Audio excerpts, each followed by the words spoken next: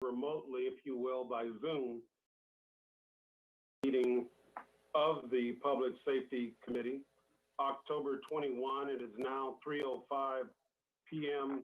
I would ask that the clerk call the roll. Madison, Here. Vice Mayor Hampton,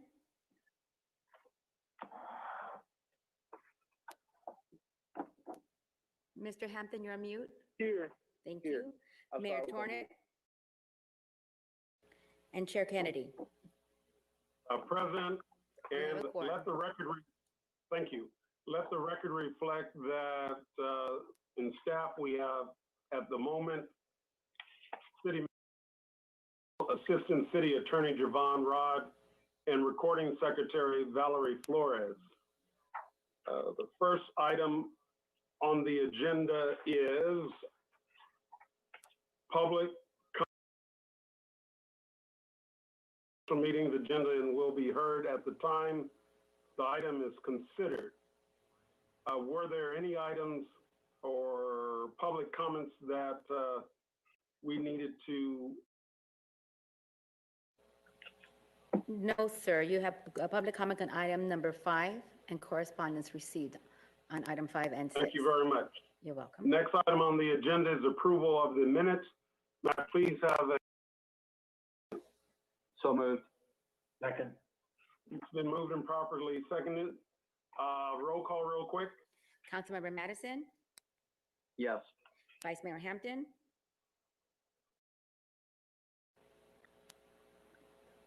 Vice Mayor Hampton, you're on mute. Okay, we'll take him as absent. Mayor Tornet, Yes. Chair Kennedy. The minutes are approved. Thank you very much. The next item on the agenda is old business, and that's the project prevent for our community youth follow-up information. I would invite the city manager for this presentation. Thank you, Chairman Kennedy. We brought this item back on old business. It was presented at the last meeting, and then after the police department representatives left, there were a number came through, and then a series of questions were raised. So the police chief had planned to come back today to provide some follow-up. The chief, I don't see him in the chambers currently. He's been dealing with some events. So I would ask that we just hold this item and let me confer to see if someone will be coming over to respond to it. If not, we would have to reschedule it. Okay. Move, if my colleagues would allow, to the fire department local recruitment plan, and then we'll come back to the presentation, We Must Breathe. If that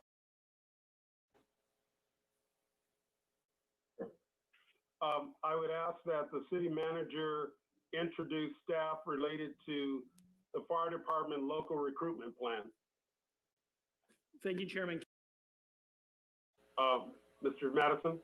I'm sorry, isn't that what the chief is needed for, Chief Frieders? Yeah, No, that was a reference. Go ahead. Chief Frieders is here. Chief Perez is not. Oh. Keep going, please. So I'm going to turn it over to Interim Chief Frieders. One of the things that I've asked him to focus on is general, because we're down a number of positions in the fire department, but also to focus on what we can do to expand the hiring of local residents. We engaged Chief Calvin Wells to assist us as well based on his experience with the department. So it gives me a lot of pleasure to turn it over to Interim Chief Brian Frieders to talk about some of the plans that we are building out currently. Thank you, Mr. Mermel, Chair Kennedy, members of the Public Safety Committee. Thank you very much for the opportunity to come here today and talk about sort of a real exciting opportunity for the fire department to begin a real aggressive effort at local recruitment firefighters. As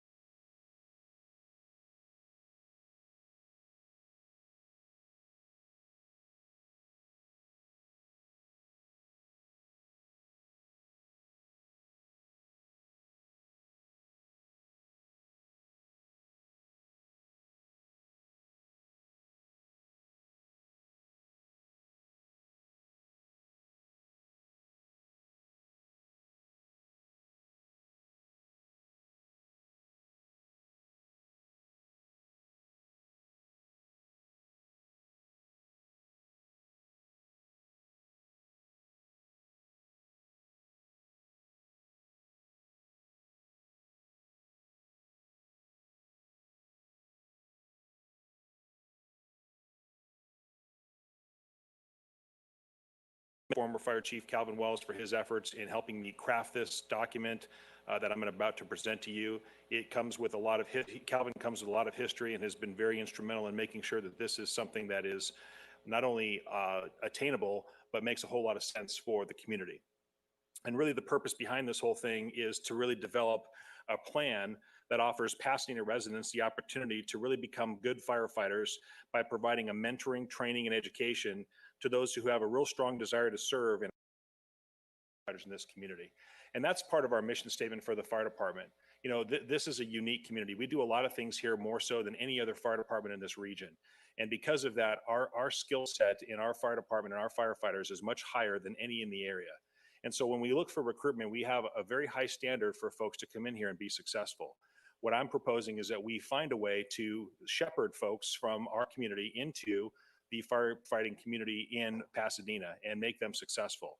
And the theme behind this is to make people successful, not to do anything other than try to matriculate local residents and those that have a desire to serve the Pasadena Fire Department and make their job here successful, which in turn provides an outstanding level of service for our community.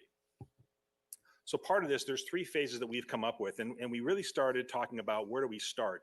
Do we start in the colleges? Do we start at the fire academies? And Chief Wells and I had a long conversation about, you know, really where we start with local recruitment is in the high schools. So it was the desire of Chief Wells and myself to start a program in the high schools that it's been tried before in other jurisdictions, but it's never really been tried successfully here. So Chief Wells met with Dr. Christina Turley-Payne from the PUSD to kind of put together a program, which I'll describe here in just a second, that captures students when they begin high school in 9th grade and matriculates them through a really comprehensive process so that when they're finished with high school, they're set up for success for the next phase of the program. The next part is a community college matriculation program. We're very fortunate to have Pasadena City College in our town that has a very robust fire science program. We also have in the neighborhood Glendale Community College, who hosts the Verdugo Fire Academy. We have about 15 members of the Verdugo, or graduates of the Verdugo Fire Academy, who currently work for the Pasadena Fire Department. And the last phase of this is something we're describing as the fire intern program. You may have heard the term in the past, auxiliary firefighter. Well, what we're proposing here is the fire intern program, and I'll explain in detail what that means. So first is the high school program. You know, obviously it's a big collaboration with the PUSD. When we brought this to Dr. Turley-Payne, she was very excited about it. She said yes immediately. We want to figure out how we're going to make it work. What I'm going to describe to you today obviously doesn't have all the intricate details. It's sort of an overview of what the program may look like. My suspicion is what we envision right now in our heads is probably going to be much different when this is actually implemented. And my suspicion it's going to be much better. But the basic skeleton of this program, it's a 4-year program that starts at the freshman year and goes all the way into the senior year. It includes over the course basic first aid, CPR, fire science, physical fitness programs, and other things that are appropriate for someone who wants to be a successful firefighter. When the course is finished, the student should be able to take a national registry EMT exam. They should be prepared to take a fire department physical fitness exam and begin the testing process right out of high school. The other opportunity that we see here is that Pasadena High School is the first one that's going to do this. We were hoping to begin it in spring of 2021. Certainly the COVID restrictions may inhibit that, but that's our plan for right now that we're moving forward with. To begin the first pilot program of this in spring of 2021 at Pasadena High School with the incoming freshman class. And like I said, when they successfully complete this, they'll be eligible for immediate matriculation into the community college fire technology programs, either at Glendale College or here at PCC. Once they complete the high school program, the community college program, really, it's obviously the general education requirements they need to meet in order to qualify for their education, an associate's degree in fire technology. PCC offers all those courses, so does Glendale College. But what's unique about Glendale College is they also host the Verdugo Fire Academy. One of our own battalion chiefs, Chief Tony Bagan, runs the Verdugo Fire Academy and has for the last 30 years. And what that gives a student is an opportunity to go through a fire academy part-time. It's the classes on weekends only, so if there's a need for the person to work during the week, they can still do that while traversing the academy's rigorous curriculum over the course of a year. And then when they graduate, they qualify as firefighter ones. The other portion of the community college program includes the testing process and the candidate physical ability examination. Part of the community college fire science programs also has an element of physical fitness for those that don't know the arduous requirements that a firefighter has. Those programs offer them some insight and some opportunity to practice so they can be successful during the physical fitness portion of the academy. The other opportunity that we have is Mount San Antonio College and El Camino College, which both host a paramedic program. As you know, we hired a class of 12 earlier this year that we're going to graduate on Friday. And we had a significant need for paramedics in our fire department. Many of our firefighter paramedics were stuck working more than 96 hours straight. So we had an urgent need to hire paramedics, and we were fortunate enough to get 12, and we graduated 12 from the academy on Friday. We will graduate 12 from the academy on Friday. So the El Camino College and the Mount SAC program give us a chance to support or sponsor potential firefighters into those programs by perhaps paying for the tuition and sponsoring them through the training on their own. So when they graduate, they would be a good eligible person for us to hire.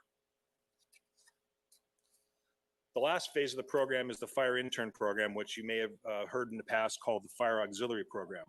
This is really a 2-year program that the fire department hosts. And what the person does, the intern, will come 1 day a week and volunteer at the fire station. And during their 24-hour shift, they'll ride along on the engine or the truck company or the paramedic rescue or in the fire prevention bureau.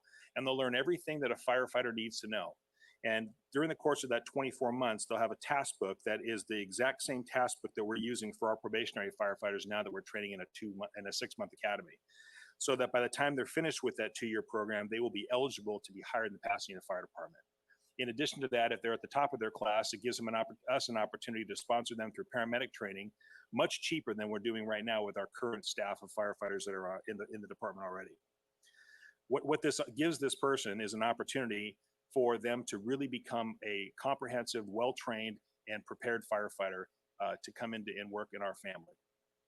The other part of this, as you know, we have a fire prevention reserve program that was started a couple of years ago. That fire reserve program right now has 5 members in it. There are some people that don't want to be firefighters, but they have a desire to go into fire prevention. We have the fire prevention reserve program that allows members that are participating in this to matriculate right into that program as well. Some of the things that we plan on doing as part of this program, obviously, we're going to host a girls' camp. We originally had planned to do this March of 2020, but COVID put a stop to that. We sent our female firefighters up to Ventura in collaboration with the Forge Foundation out of Seattle, Washington. Some of their members came down and walked us through how to participate and how to host a girls' camp with the desire to try to empower some young female folks to come, or young females to become firefighters. We have our Explorer program, which has been longstanding in the department and has been very successful. I described our Fire Inspector Reserve program. Some of the things we'd like to do in the community as this program launches is do a lot of high school career days. We oftentimes get called to do public service demonstrations at high schools, but really what we want to do is focus on high school career, people that want to be firefighters. We want to get them, capture them, and do our best to put them in this program. Obviously, Fire Service Day is something that we do every May. That gives the community an opportunity to come and see exactly what we do on a daily basis. The Public Safety Academy, which is hosted by the police department in the last couple of years, has tied into the fire department as well. And that's another great collaboration with them. And then obviously our Prevention Reserve program. And then obviously the district town hall meetings. I've attended several of your district town hall meetings, and afterwards I've been approached by several members of the community at those meetings who say, hey, my son or my daughter is very interested in becoming a firefighter. How do I get them in? And we need to find a mechanism by which that question can be easily answered and readily available for anybody who's participating in the town hall meeting. So they have an avenue that they can pursue, or at least someone to talk to about what they need to do to have their son or daughter mentored into the fire service. Overall, this is exciting for me. I know it sounds like a lot. I've spoken very quickly through this, and I've paged through it quickly, and I'm sure you'll have questions, I hope. But for me, it's super exciting because it gives us a chance to find those that may not necessarily have the opportunity to go to a formal college, that don't have the luxury of not working, that live in Pasadena, that just don't know where to start. It really puts us at the forefront of giving those folks an opportunity to really become firefighters in Pasadena.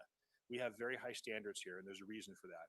And I think that the fact that we are able to find someone that may not necessarily have the money or may not necessarily have the time to do this, we're going to try to find a way to get them into the fire department and give them an opportunity and a chance to be successful as firefighters. So I'm pretty excited about this. I'm sorry that I won't be here long term to see it work out, but I think it's a really great program, and I'm looking forward to answering any of your questions. Thank you. Thank you very much, Acting Chief Brian Frieders. And if your former boss or former head of the fire department is there with you, former Chief Calvin Wells, we wish him well and thank him for his efforts, along with all who participated in putting this very important program together. I misspoke earlier, and I want to correct that now. From the city clerk's office, our recording secretary today is Sandra Robles. With that, I would invite my colleagues to let me know if you have questions, simply by raising your hand or speaking quietly at the beginning so we can hear you in a crescendo and then proceed. Colleagues? Are there any public comments on this? Good question. Are there public comments? No, sir, no public comments or correspondence on this item was received by the city clerk's office. Councilmember Madison, Vice Mayor Tornick, and Vice Mayor Hampton, in that order. Thank you. Well, I think first and foremost, there's no small irony in Chief Frieders noting the attrition that we've had in the department. And of course, at the top of that list is Chief Frieders himself, who's going to be retiring. And I don't begrudge him that, but I do regret very much that he's going to be moving on, because he's been a huge asset for the city and obviously for the fire department. I appreciate the report. I think we've got the right things in mind, and look forward to getting some great candidates. I got to be honest. I think as is emblematic from Chief Frieders and Chief Wells, this is one of the best jobs in public safety in the country. So I'm excited about this opportunity, as much as I regret that we have to replace now Chief Frieders. So thank you. Thank you, Councilmember. I appreciate that.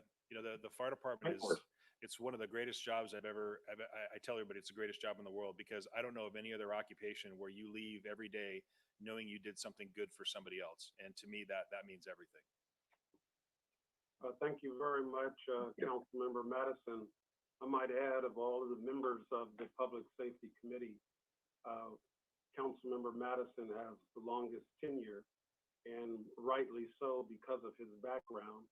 And so thank you very much for your comments, Councilmember Madison. Mayor Terry Tornick, please. Thank you. Chief, I'm sorry. I'm betraying my lack of background in this with this question, but I'm a little bit confused. Apart from these programs, if someone is just interested in becoming a firefighter and taking the exams and qualifying for the exams, I mean, because I see that you're referencing a number of programs, the PCC program, the Glendale Community College program, and then the ride-along program with the probationary firefighters. But if I want to become a firefighter, in order to qualify to be able to take the exam, do I have to have completed a program like they offer at PCC or GCC? Well, it depends on what we're recruiting for. So in the last recruitment that we did, we were looking for members or qualified firefighter candidates that had a paramedic license, because we had an urgent need for paramedics. Great firefighter. Right, but they're both firefighters and paramedics. So it depends on what we're looking for in a recruitment. So for instance, this next recruitment we have, we'll be looking for candidates that are firefighters. And the minimum requirements to be eligible for a firefighter exam is EMT and Firefighter 1. Now, Firefighter 1 we may or may not include, but there are people that have just an EMT certificate. It just depends on what we're recruiting for. And our need right now is to have firefighters that have EMT. That's the minimum requirement. And they have to have been a graduate of a high school or have a GED. So it will depend on what the human resources and the city manager and I decide will be the minimum requirements for being a firefighter, but they don't have to be in this program to qualify to be a firefighter. What this program is designed to do is to help those that are in our community that don't have an opportunity to go to college, or that have to work full time, or may have children or other circumstances that prevent them from getting the requisite education to make them qualified. Obviously, the more certifications you have, the more likely it is you will get hired, the more qualified you are, just like any other position. It's more likely you're going to get the position. So what we want to do is provide the opportunity for members to get that education. But the people that have, so if a student goes through the high school component of this and gets some introduction to this, that, apart from piquing their interest and giving them some confidence about being able to do the job and wanting to do the job, that is not really going to give them any kind of qualification leg up in terms of the certification. Is that right? No, sir. What it gives them is the background, and it puts them on the path for success and allows them the opportunity to take a direction or choose a direction in which way they want to go. Right. So they get an introduction, they learn something about the job and gain confidence. But then, and they would presumably be encouraged then to take advantage of the PCC or GCC opportunities. Is that right? Yes, sir. Including, and also the Explorer program and our EMS Reserve program that we offer here in Pasadena uniquely. But the Explorer program won't get them any closer to the FF1 certification either, will it? The Fire Explorer program has a pre-Firefighter 1 component to it that prepares them for the Fire Academy. So yes, it will help them as they prepare for the Fire Academy. The Explorer program in and of itself will not qualify them for the firefighter exam. No. Okay, so they've got to go through, as a practical matter, they've got to go through the PCC or GCC programs to really be positioned to be able to satisfy our requirements for recruitment, right? Not necessarily either one of those programs. I reference those just because they're our closest community colleges that we have relationships with, but any community college that offers a fire technology program. Okay. Yeah. So yes, the answer to your question is yes, but it's not exclusive to those two community colleges. No, but this is a great kind of introduction and connection to help build those pathways for people who may not otherwise be able to sort of navigate the process. Is that the intent? Yeah, and the intent too is, someone from our department that is going to be responsible for this program is really sort of their guide and mentor all the way through the process. Oftentimes people are given bad advice. Everybody thinks they know everything about getting hired in the fire service. And we want to make sure that we're giving them good, tangible information and setting them up for success and not derailing their success. So having that opportunity here in Pasadena with our Pasadena residents and our members of our department shepherding them through the process really is what I think will yield success on the opposite end. Okay, thank you, Chief. Yes, sir. Thank you, Mr. Chair. Vice Mayor Hampton. Thank you, Chief. I had questions on the same line as the mayor. I think when putting these programs together, I think this sounds, number one, I have to say that this program sounds really good. And I had questions about where the program starts, but more to the mayor's line of questioning, which was where I was trying to get to. So at John Muir High School, and I'm not speaking on John Muir, but this is all PUSD schools, I believe, you can go to PCC congruently, and you can get an AA degree and graduate from John Muir in 4 years and also have an AA degree. So I think when putting these programs together, instead of just having a 4-year program, there should be some sort of certificate that these young people don't have to jump through any extra loops once they get out, and they can go in and start applying to be a part of the fire academy as soon as they graduate from high school if they want to. So I like to know how that could be obtainable, or how could we fast track that, or is it an age restriction? What is it? I mean, I'm just trying to understand the certifications to be a firefighter, like you mentioned, EMT. I don't know all the certifications that one would need, but whatever certifications that one can get while in high school, we should be setting them up to get those certifications. Yeah, that's a great question and a great observation. And I agree with you. And then really that's the intent of the high school program. There's a minimum age requirement to qualify for EMT or for Fire Technology Academy, and that's 18. So the intent is to prepare them and do everything we can to prepare them, whether it's knowledge, physical fitness, et cetera, in the high school program, so that when they're getting ready to graduate, and I do understand and agree that the concurrent classes with PCC while they're in high school will really help knock out some of the general education requirements. Most fire academies have 5 or 6 core classes that are required prior to entering the fire academy that cover the basics in fire, ground technology, et cetera. And so if they can do those in the period of a semester or 2 post-graduation from high school, that would qualify them for the fire academy. And that's sort of where the shepherding I'm talking about really plays a factor, because what we don't want to do is have them get derailed by, taking accounting class instead of doing a fire science class, if that's really their goal. And not to discount the importance of accounting, but we want to make sure they're being guided correctly, both from a curriculum standpoint and from a career standpoint, by good, requisite, and tangible, accurate knowledge, so that they don't get off track and that they keep moving forward and having them focusing on their success.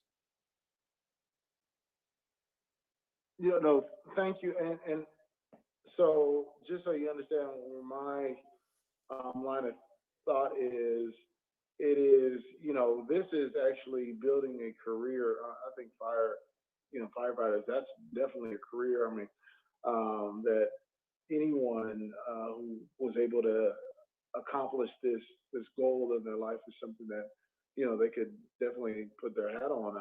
And personally, if there's a way to get certifications while in high school that are relevant to being accepted to the fire academy, I think if there's a way to get that accomplished, that's where we should be heading and where we should be focusing on putting our dollars and efforts to make sure that those kids who graduate, I'm only talking about the high school piece of it, because the community college piece of it may be someone who graduated from high school and decided that they want to do this, is where we should really be putting our focus, is getting them prepared to leave high school and go straight to the fire academy. Yeah, Vice And Mayor, I know I that there are couldn't kids agree that with you. graduate at 18. I'm sorry, can you hear me? Yes. So I know that there are kids that graduated at 18. I think, was I grade 2? I think I was 18 when I'm not sure. I think I was 18 when I graduated from high school, and there are quite a few kids that graduated at the age of 18, and getting them ready as soon as they graduate or turn 18, getting them ready to get their certificate or going into taking a test and being certified that they've taken all the requirements that they need to take to do the EMT test. I really don't even, I'm just throwing things out there because I really don't know exactly how that process works, but I assume there's some sort of test involved. Getting them prepared and ready for that test instead of coming out of high school and now we're saying, oh, there's 3 more years of the schooling that you need to go to and you need to get these extra certifications. I'm just trying to figure out how to get these young people fast tracked to being prepared and ready to jump into a career. And I think that's the reason why young people would get into this, because they're like, well, I'm not going to college after this. I want to get into a career, something that is reputable. But at the same time, those same young people that are able to get these certificates, even if they decide not to go into the fire service, it's still beneficial to the city to help them get through these certifications, because that's something that you can put on your resume that will last a lifetime. And every time you go in to look at a job, you can say, these are the qualifications that I have, no matter what job you're looking at. People are going to say, wow, this person has really done their work and they've gone through all these steps to get these qualifications and certifications. So yeah, I want to give them this accounting job, as we were talking about accounting a little earlier. But, just in case they decided they don't want to be in that.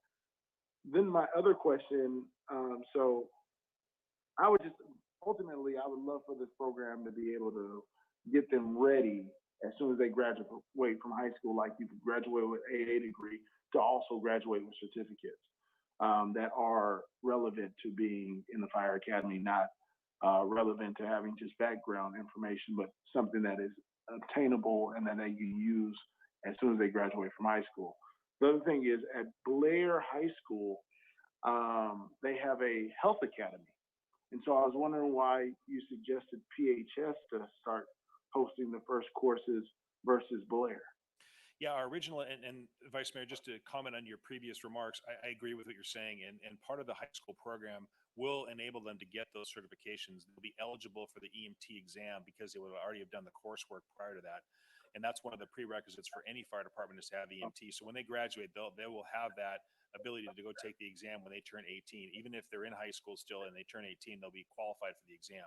And if they're doing Oh, that's concurrent, great. and if they're doing concurrent fire technology classes in their senior year, as you articulated from PCC, those certificates they obtain from those fire technology classes will indeed apply for them to go to the academy soon after they graduate. So I think what you're saying and what we're doing are the same thing, and I may not have expressed that well, so my apologies. But I couldn't agree with you more. We want to get people ready to go, because being a firefighter, you can't just take someone off the street and say, okay, you're going to be a firefighter. Good luck. You know, there's a lot of training. There's hours and hours of training, both physical and didactic, that is required to be successful. And again, our community demands a high level of service, as they should, and our fire department delivers that on a regular basis because of the high caliber of people that we employ. And so what we want to do is start young and get them prepared to really become that high caliber individual by offering them this training, education, and mentoring. So as it relates to Blair High School, when we spoke with Dr. Turley Payne, she suggested, it was her suggestion, we wanted to do this at every high school. But she suggested that we started at PHS first, just to see how it works out, so we don't, so we can make our mistakes, have the growing pains, learn about it, and then really make the program solid and take it to the remaining high schools throughout the district, including the private schools that exist within the community.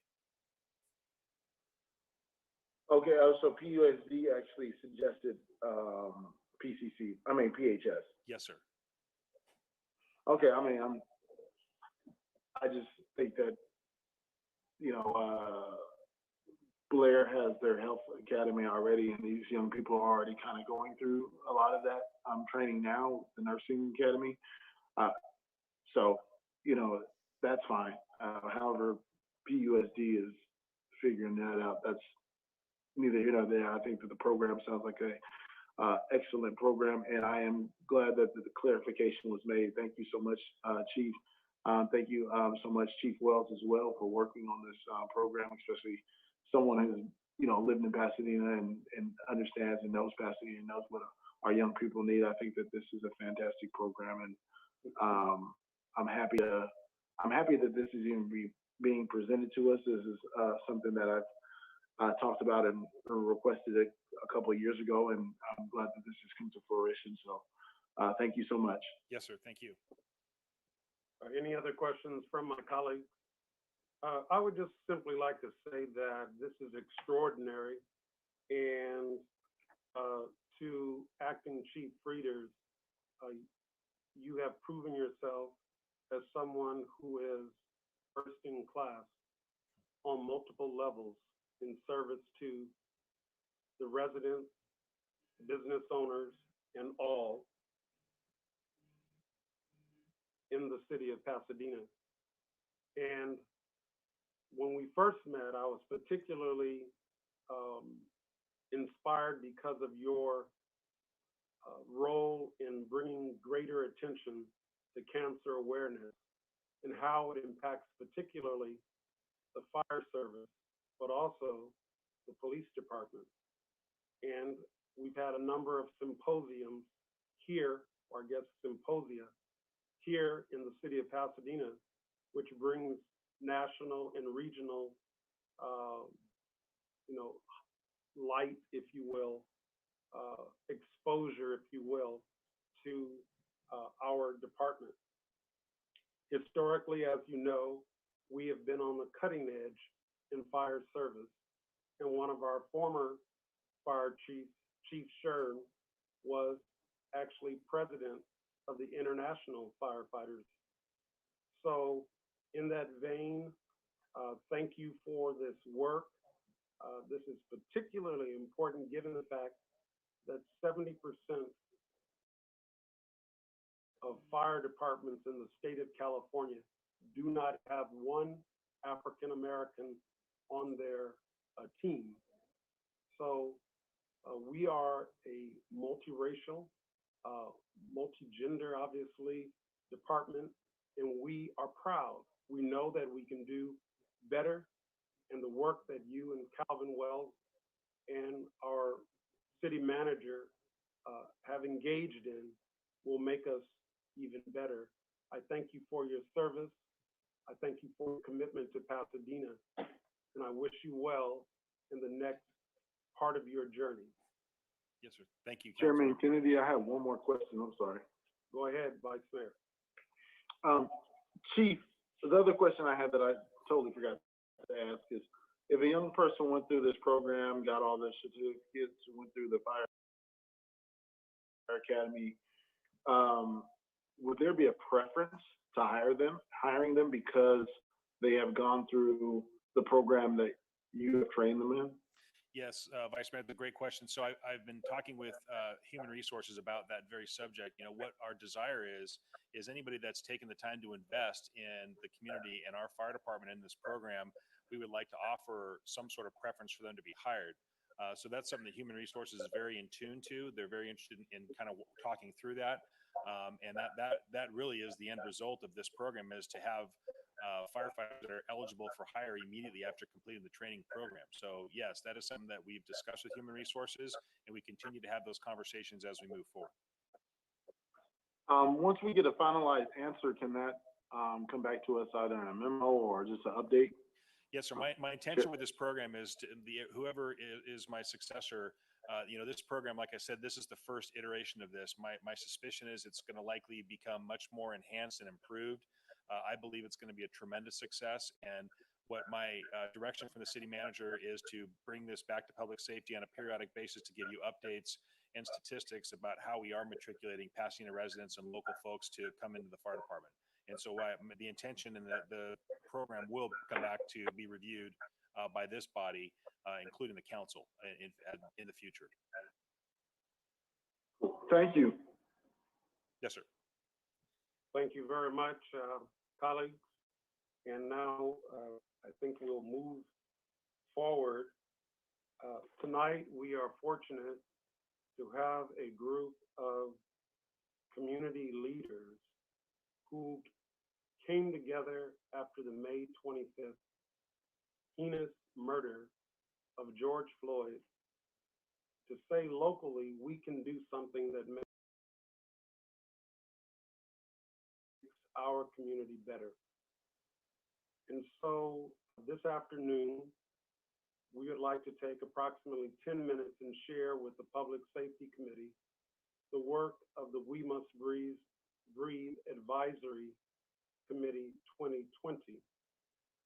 I would ask staff if they would queue up the presentation, and if staff would please allow those individuals who are part of the We Must Breathe effort, go ahead, to join us. Additionally, I thought it was important that we have a cross-section of our community represented in terms of their tremendous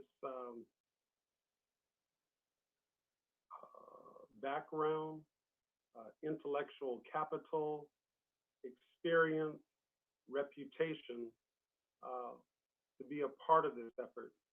And all of the members of the committee will be introduced towards the end. Additionally, there's a 30-plus page report that will be circulated as soon as we get it off the press, and hopefully before the brief presentation has concluded. So again, this committee has been meeting since around late May, early June, every week on Tuesday at 3 p.m. to discuss how do we go forward after witnessing what took place in Minneapolis, and knowing that we need to do better here in the city of Pasadena. So tonight I'd like to introduce Dana Albright, who is associated with Keck at the University of Southern California, an extraordinary institution, of course, since it is my alma mater. So without further ado, since time is limited today, we must get to the chief's report, given what took place at La Pintoresca late. I would just simply like to introduce Dana Albright, who will manage this part of the presentation. I'll come back at the end, and hopefully they will have already distributed the full report to my colleagues on the Public Safety Committee and staff. With that, I'd like to turn the presentation over to Dana Albright. And quickly, Chairman Kennedy, so from a logistics point of view, if Ms. Albright could just simply let us know, what we'll do is we'll bring up your PowerPoint, and then you just tell us when you need us to advance the slides, and we'll do that, since it's a little difficult to do it remotely. Thank you very much for that. And I'm sure Ms. Albright did not want me to share the fact that she is a graduate of that little school adjacent to the California Institute of Technology. I think it's called Polytechnic or something like that. But let's leave that aside for the moment. Welcome all of you to the Public Safety Committee meeting. Dana Albright, I hope that you would introduce your colleagues. So thank you, John. And yes, if you could pull up our presentation, and we'll go to the very first slide and we'll go from there. Thank you. If you could advance to the next slide. So our speakers today are myself, and I'm going to also introduce my colleague, Dr. Donald Grant from Pacific Oaks College, Maya Taylor, who is representing our youth. She is an exceptional community activist, and we're happy to have her involved. And Professor Michael Mache, also from the elite University of Southern California, for which I'm also an alma mater alum. So next slide, please. So I just want to say that if a picture is worth 1,000 words, you can advance it. Advance it one more time. Then I ask you to advance it one more time after that. And I ask then, if a picture is worth 1,000 words, then what is the value of 8 minutes and 46 seconds of video? What is the value of exposing a horrified world to a 400-year-old struggle to breathe? Next slide. So it is against that backdrop that the We Must Breathe Committee came into being. So we know that systemic racism is not just a moral imperative, but you'll find that it's an absolutely economic one as well. We are citing this study here from Citigroup in 2020, which concluded that America would be $16 trillion richer if it were not for the inequities in education, housing, wages, and business investment between Black and white Americans. Further, the racial wealth gap would cost the American economy between $1 and $1.5 trillion. I just want to sit on that for a second because that's pretty astounding data. Beyond that, though, we know that when doors are open for Blacks, everyone else benefits. We know, for example, that white women are the greatest benefactors from affirmative action, and the data goes on and on. So next slide, please. So it is against that entire backdrop that this committee came into being. Like John mentioned, we are dedicated volunteers. We are diverse ethnically. We span different ages, different professions, but we're all focused on the issues of systemic racism and in particularly their impact in our beloved Pasadena. So the objective of our committee really was to provide opportunities to create transformative, sustainable, and impactful changes.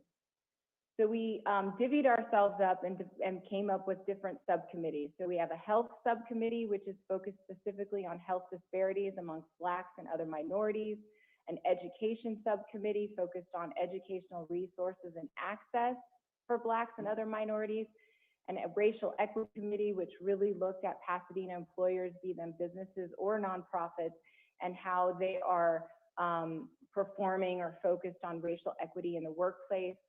We had an economic subcommittee focusing specifically more generally on economic disparities like we just talked about, but also really looking at access to investment capital to Black entrepreneurs and getting a seat at that proverbial table where they're locked out.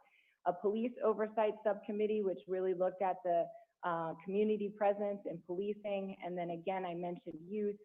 We really want the younger millennial demographic involved in this effort. So next slide, please.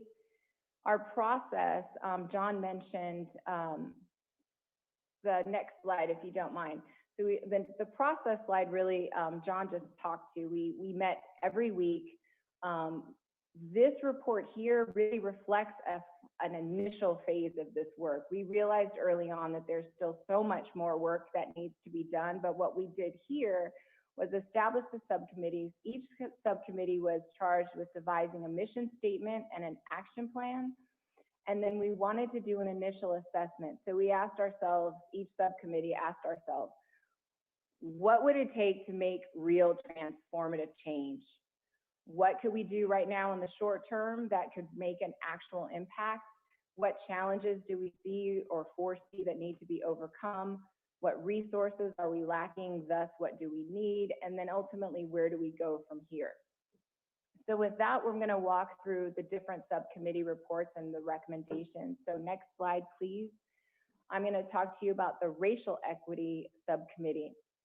So this committee literally realized when we got to the table that we just didn't have a baseline. So what are we looking like in Pasadena in terms of what racial equity? How diverse are our businesses and our employers? So we realized that our first order of business is really to do a comprehensive research study that really would reveal Pasadena-specific data and trends and historical practices that we could then look to unpack.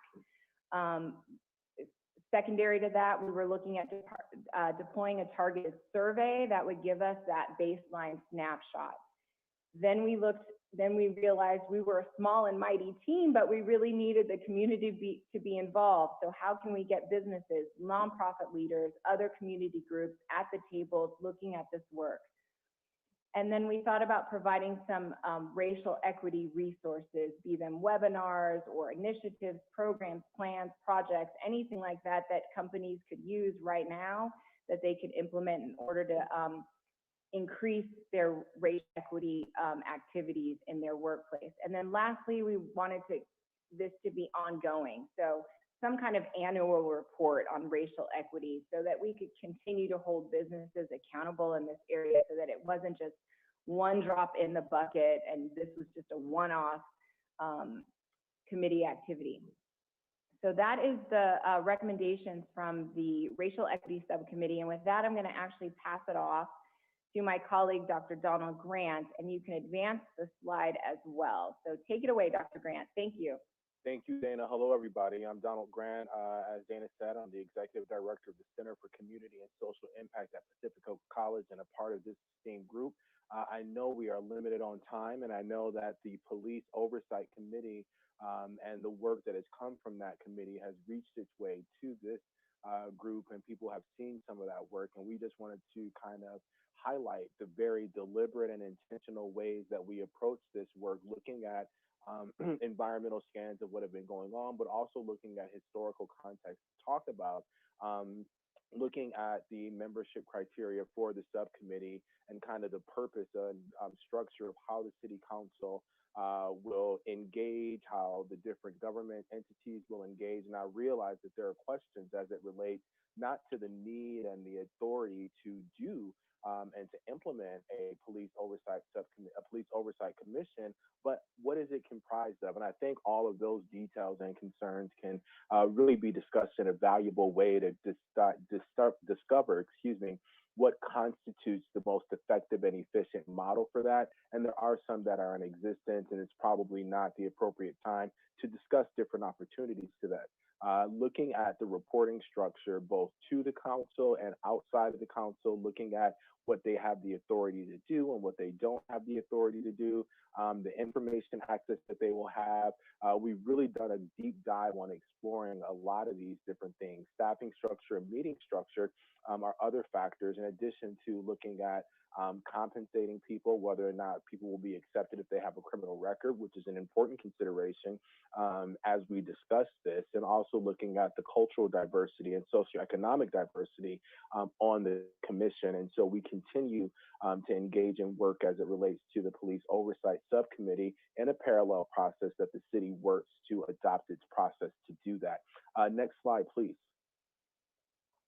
The education subcommittee is a part of the holistic model that we're looking at as we identify ways to increase the anti-racist sensibilities of the city of Pasadena. We understand that not only people can have biases, but we know that systems and governments and cities can have biases too. And so when we talk about education, we know that education is one of the great equalizers when education functions in the way that it should, not in the way that it was created, because much of education was created to maintain systems of oppression. Our goal here with this subcommittee is to amplify the needs of Black and Brown students and poor students to make sure that we understand that a component of dismantling these systems of oppression is providing supports through education and academia. And what that means is providing caregiver confidence on remote learning, which is a workshop that we presented from this committee through Pacific Oaks College and this partnership, looking at different ways and opportunities to support education through PUSD, and then identifying ways to help people understand more about cultural empathy and diversity. And with that, I will pass it on to my colleague, Maya Taylor, for the next section. Next slide, please. Thank you, Dr. Grant. Hello, everyone. My name is Maya Taylor. I'm a UDH intern and one of the co-chairs of the Health Subcommittee. The We Must Breathe Advisory Committee has allowed young adults such as myself to work jointly with established brilliant minds. And I'm happy to say that together we were able to work together and honor the Health Subcommittee's goal of identifying and collecting Pasadena-specific data on racial health disparities that will help to serve and prove that racism should be declared and identified as a public health crisis in the city of Pasadena. Thank you. With that being said, I'll pass it over to Michael Mache with the Economic Subcommittee. Next slide, please.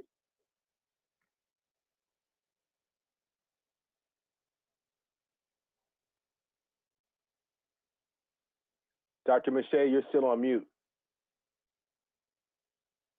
There we go. I'm off of mute now. I apologize. I'm Michael Mache. I'm with the University of Southern California. And it's been an absolute privilege to be on this committee and serve in a variety of capacities with some very brilliant and energized people. Before we get into these recommendations, just one thing I'd like to say. I'm a very blessed man. I work at USC and I live in Pasadena, and I will leave it at that. Two of the great places to be. And working with this committee has just made my life even that much better. We looked at the venture capital funds flowing into Black-owned enterprises. In particular, my area of research interest is high technology innovation and bringing those innovations to market. And so we had the pleasure and privilege of working with a class that I had at the University of Southern California over the summer. We looked at the flow of funds into these enterprises, and surprisingly or not surprisingly, 1% went to Black-owned enterprises, 1% of venture capital funds. And of that amount, 35%, it tended to be about 35% lower than comparable other deals. So, are these numbers definitive? No, but are they definitively directional? Absolutely yes. So it shows us a great opportunity for us to look in the following areas. Referrals.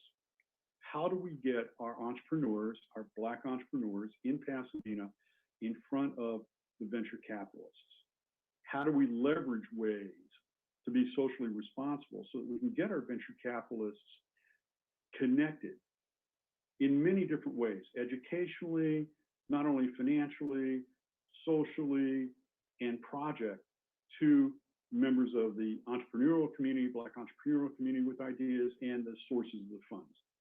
Then we can look at the evaluation process. And I think, there's a number of things we can do here that I think are going to be extraordinarily interesting and responsive.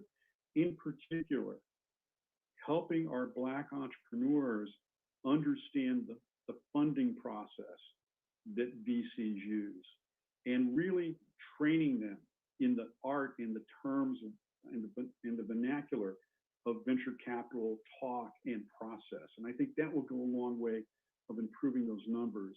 And then clearly, strengthening our diversity and inclusiveness programs and creating great network opportunities.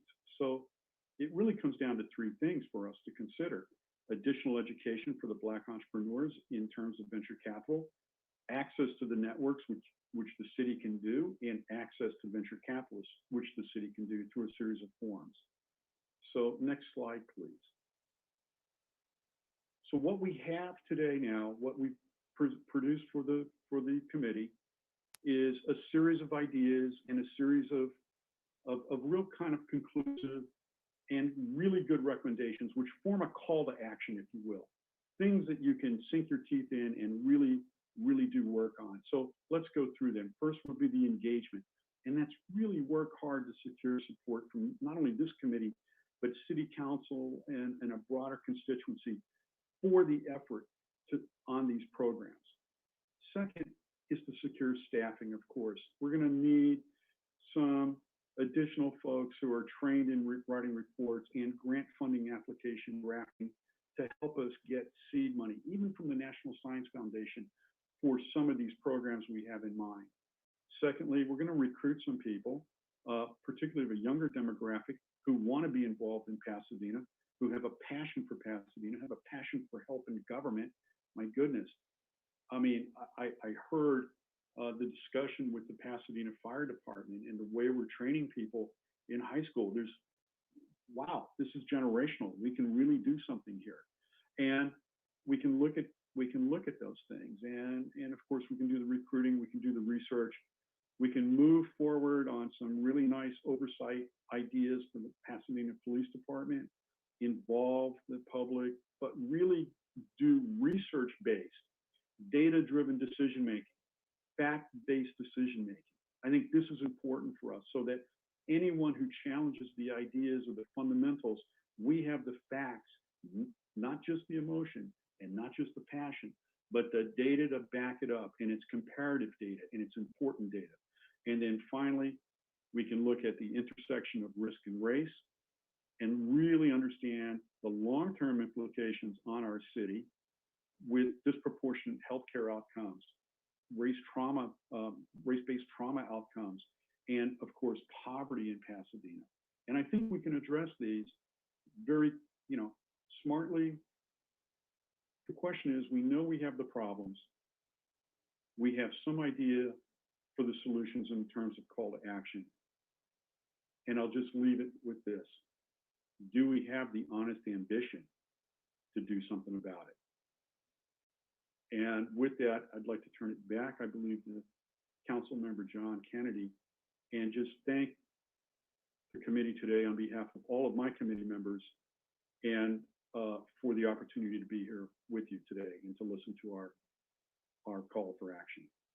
Thank you. Well, before I pass the baton back to Dana Albright, I'd simply like to say that the University of Southern California, particularly the Marshall School and the Leventhal School, have a long history with the city of Pasadena when our city manager asked for assistance from graduate interns. And we have the pleasure tonight of having one of the professors who teaches in both institutions within the institution. We're very grateful for your involvement and the involvement of some of your graduate students today and going forward. Dana, I think there are a couple of concluding areas that you may want to touch on. If not, I'm ready to roll. Nope, I don't have anything else except to say thank you to the committee for allowing us to be here and to share this report. With that, I would simply like to end this by, but just share a quote. The arc of moral universe, quote, "We cannot understand the moral universe. The arc is a long one, and our eyes reach but a little way. We cannot calculate the curve and complete the figure by the experience of sight, but we can divine it by conscience, and we surely know that it bends toward justice. Justice will not fail, though wickedness appears strong, and has on its sides the armies and thrones of power, the riches, the glory of the world, and though poor men crouch down in despair, justice will not fail and perish out from the world of men and women, nor will what is really wrong and contrary to God's real law of justice continually endure. Many of you will believe that quote is from Dr. Martin Luther King, one of the acolytes in the world of men and women. However, Dr. King borrowed most of those comments from a gentleman by the name of Theodore Parker. So I want to give credit to both of these individuals. I would ask that, do we have the screen where we can show all of the members of the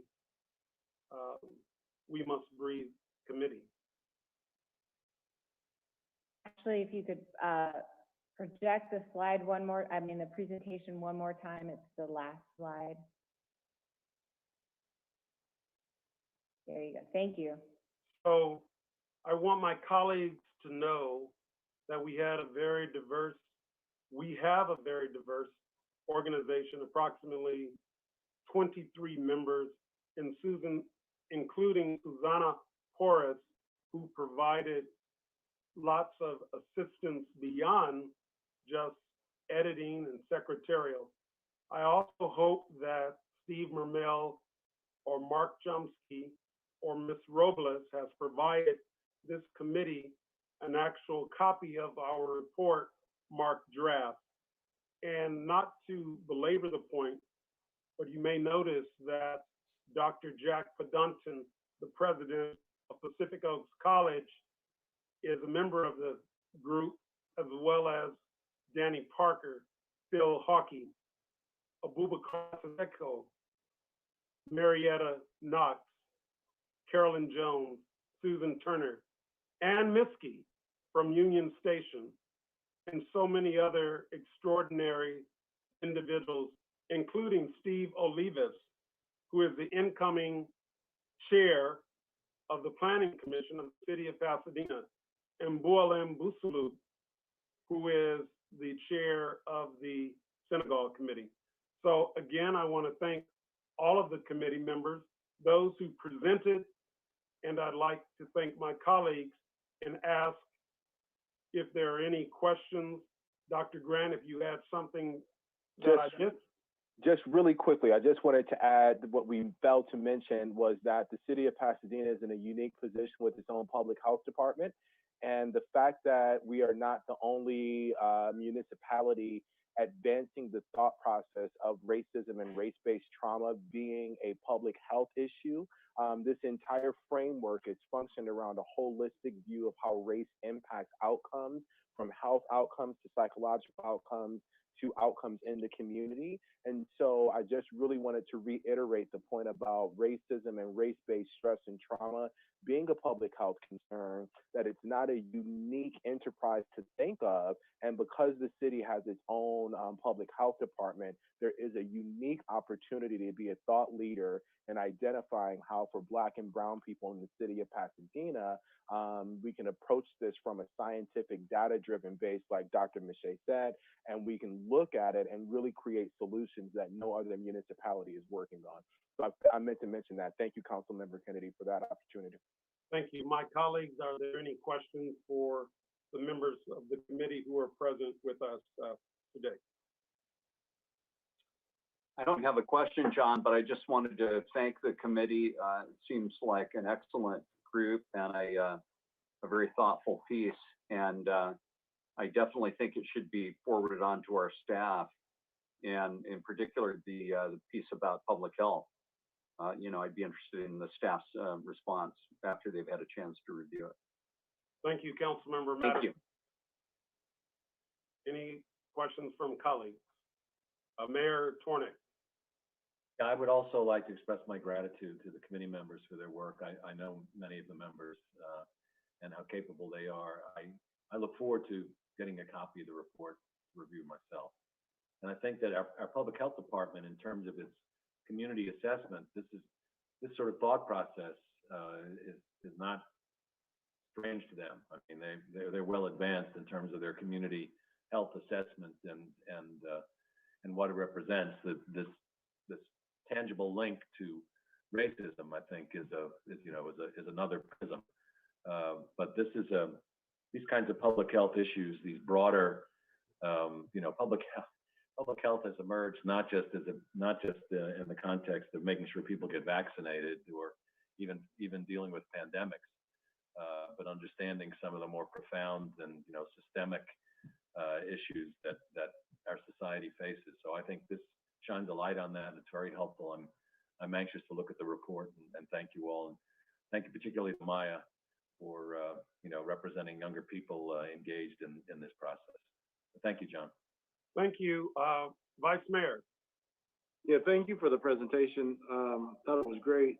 I would also like to see the report. And I think the health department is actually supposed to be presenting us, I don't know exactly when, I know that they got a lot on their hands, but they are supposed to be presenting us, because I did ask for how the public health department can declare racism a health crisis. And that was supposed to come back to us in a public safety meeting, Chairman. So I don't know exactly when that's coming. Maybe there's some pieces of this plan that fall in line with what the health department is already doing. Okay, I think to Vice Mayor Hampton's point, we need to get that done. That started under the tenure of a previous director of our public health department, who left us rather precipitously, but no less important, Vice Mayor, and we will work to make sure that is appropriately agendized.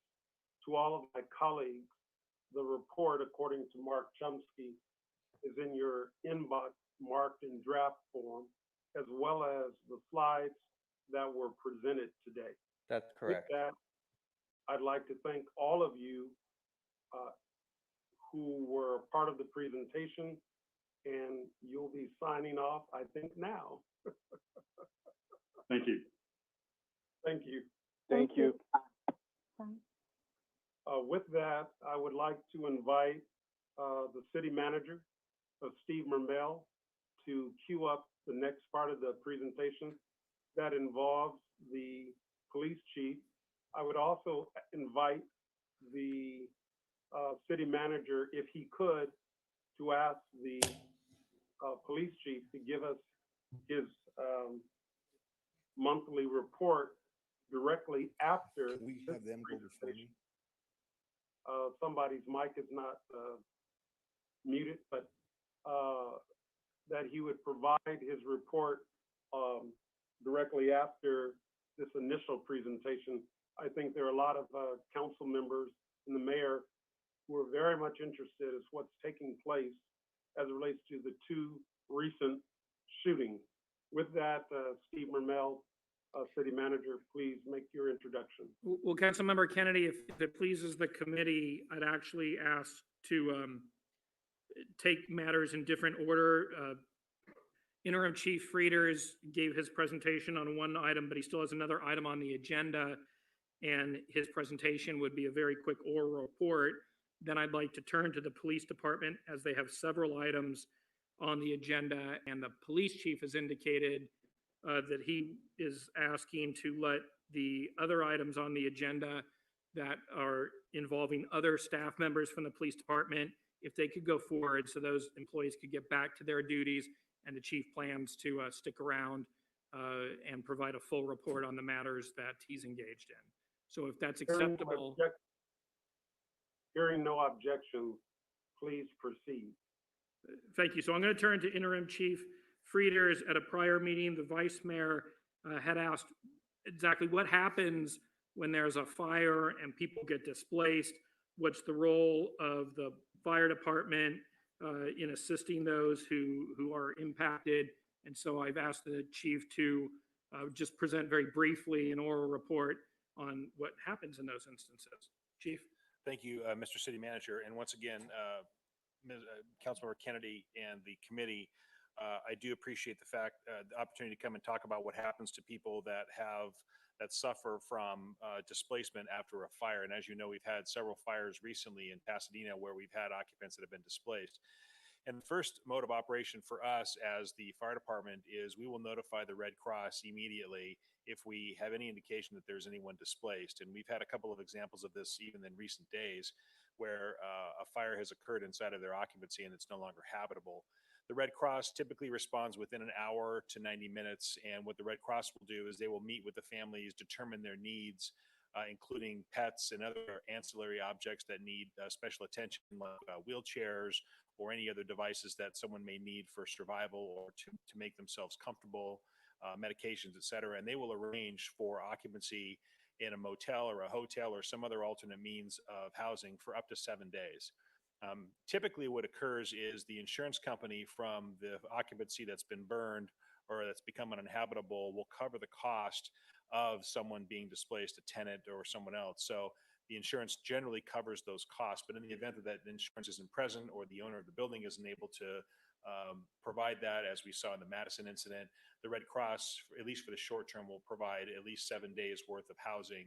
They'll also work with our housing department in the city to try to find places for those folks to go. Now, the other thing that the fire department specifically offers is something called a Save Card. And this comes from the California Professional Firefighters and Local 809, Pasadena Firefighters Local 809, have an agreement where we are able to give a $250 Visa card to anybody who is displaced from their home to buy groceries, to do just intermittent purchases of the necessities for a short period of time. In 3 days ago, we had a small fire in a triplex where we had 2 families that were displaced, and we were able to give them 2 of those Save Cards, 1 for each family. And they were absolutely over the moon that we were able to help them out and at least give them some sort of provision for the short term. So beyond that, we don't really have any other resources available to us as the fire department to do long-term housing for folks, but we do have provisions available by virtue of the Red Cross and the Save Card for up to 7 days. And that's the end of my report. Thank you. And I would add that our tenant protection ordinance, if a property owner is required to make repairs to a building to comply with the order of the building official, which typically occurs in the wake of a fire or a flooding incident, the tenant protection ordinance also steps in. And I think the interim chief could confirm this, but in our most recent fire where people were displaced, we had a really good property owner that stepped in and made immediate arrangements for the tenants. And so that's the type of responsibility that is commendable, and that's why I wanted to mention it. So with that, I would invite the vice mayor if he has questions of our acting fire chief. Yeah, I did just have a quick question, especially if it comes to a multi-unit complex. Let's say, for example, the landlord is not as responsive.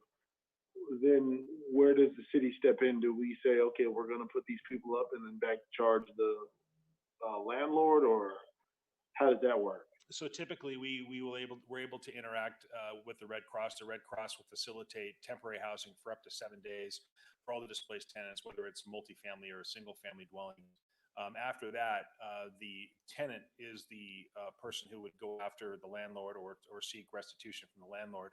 And I wouldn't be able to comment. I'd have to refer to the city attorney for any other restitution that would be made available for a tenant that may be displaced as a result of an incident at a property. But I believe that's a civil matter between the 2 parties. And I don't know whether or not that's something that the city would engage in. Well, and Vice Mayor, anecdotally, in my experience, I can think of 2 occasions when this happened. There was a fire in an apartment building, I think on North Garfield many years ago.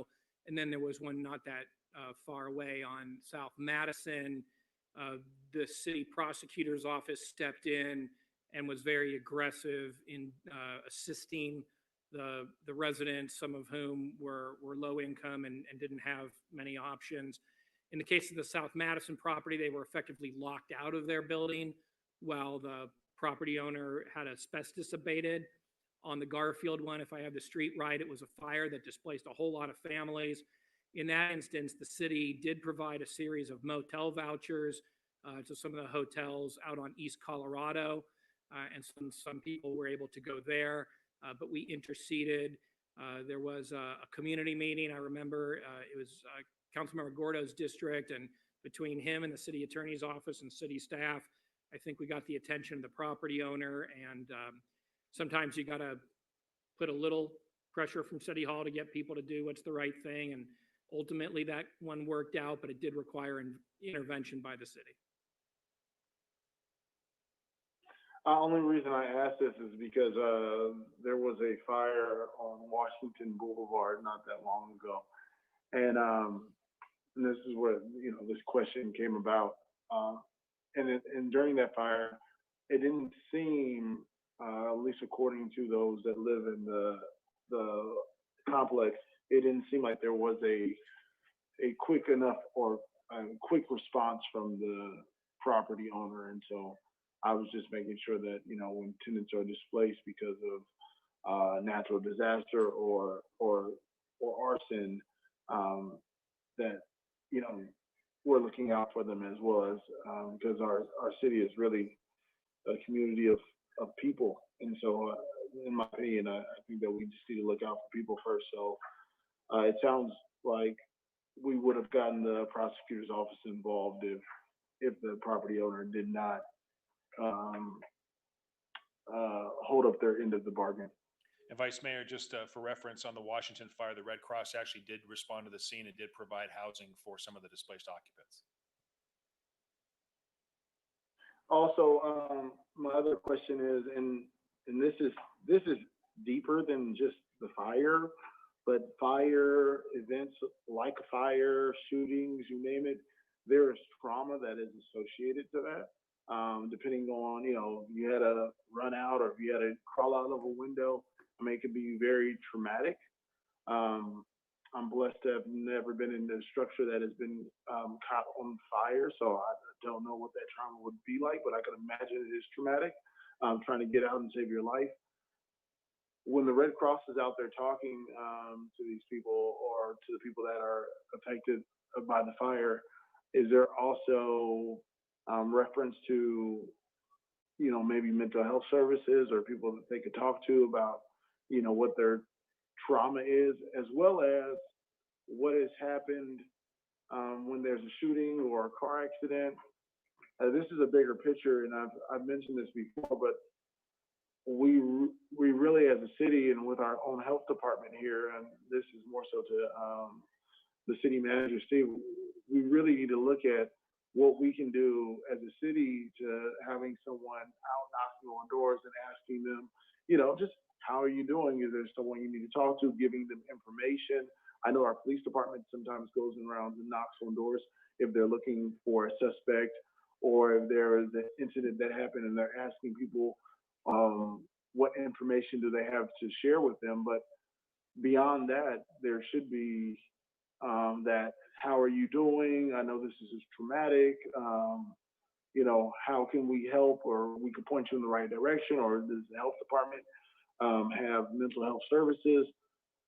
I'm only asking this because this has been an ongoing conversation. I feel like we've been having these conversations since a little bit before the Reginald Thomas incident. And so.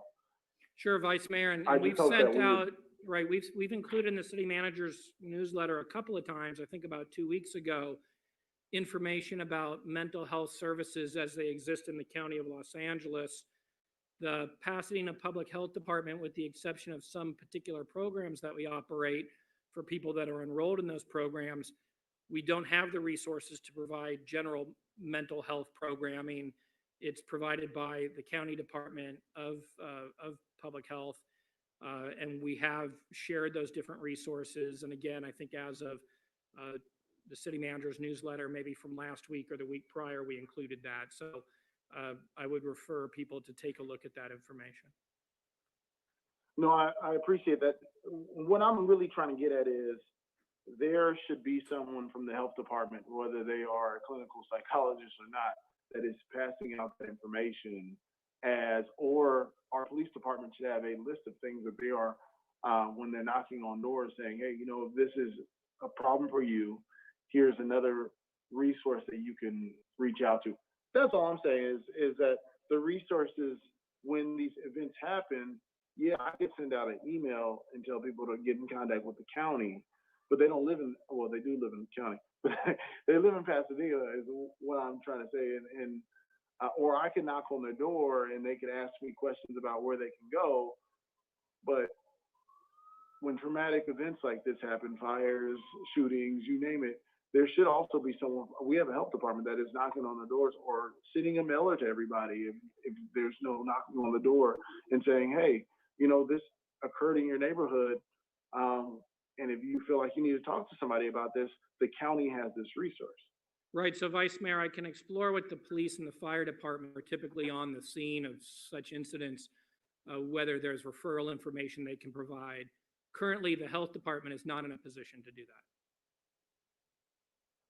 That's fair, as long as there's information out that is available for residents to know, and you know the fire department or the police department is giving that information out, especially at the same time that they're collecting information from the resident. At least it seems like the resident is actually being heard and not just being a conduit of information, but also we're giving them information of where, if this traumatic event has any effect on you, whether it's today, tomorrow, or the next day, you have a resource of somewhere that you could call. I'll explore that with both departments. Thank you. Thank you very much, Vice Mayor. I would ask that the city manager continue.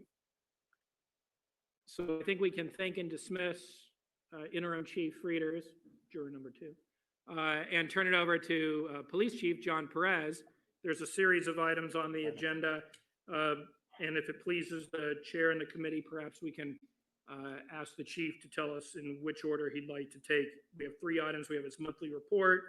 He was also going to provide some follow-up information on the Project Prevent for community youth, as there were a number of questions from the last presentation. We have a presentation on youth diversion and development, as well as a presentation on our community relations section. Thank you. I'll take community relations for 500. I just wanted to, I'm not sure if it's the interim chief's final public safety, but just want to say thank you for everything in the partnership. Oh, never mind. We will have one more, sir. So, and what I'll do is bring up Corporal Christian Allen. He is our corporal in our community relations section. I believe this is important to produce this presentation for our community. Many times we talk about the priorities, the urgencies, and things happening in our community, and we forget about the traditional and long-lasting impacts that we've had in our community and the work that we've done. So as he comes up here to present, the purpose for this is to give the community a very good overview of community relations work that we've done over the years.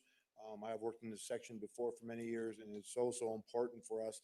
Not all agencies have community relations. It was a product of the 1968 President Johnson's report on policing from the DNC in Chicago at the time. And as I was told by Chief McGowan, it was also a creation from the 2 visits of MLK back in the 1960s that produced our community relations unit as well. So it becomes important to understand that this type of reform and the work that we do is in process. It takes years to get it where we want. And so he's going to present the resources and what's out there for our community and for our public safety committee to also understand what we offer.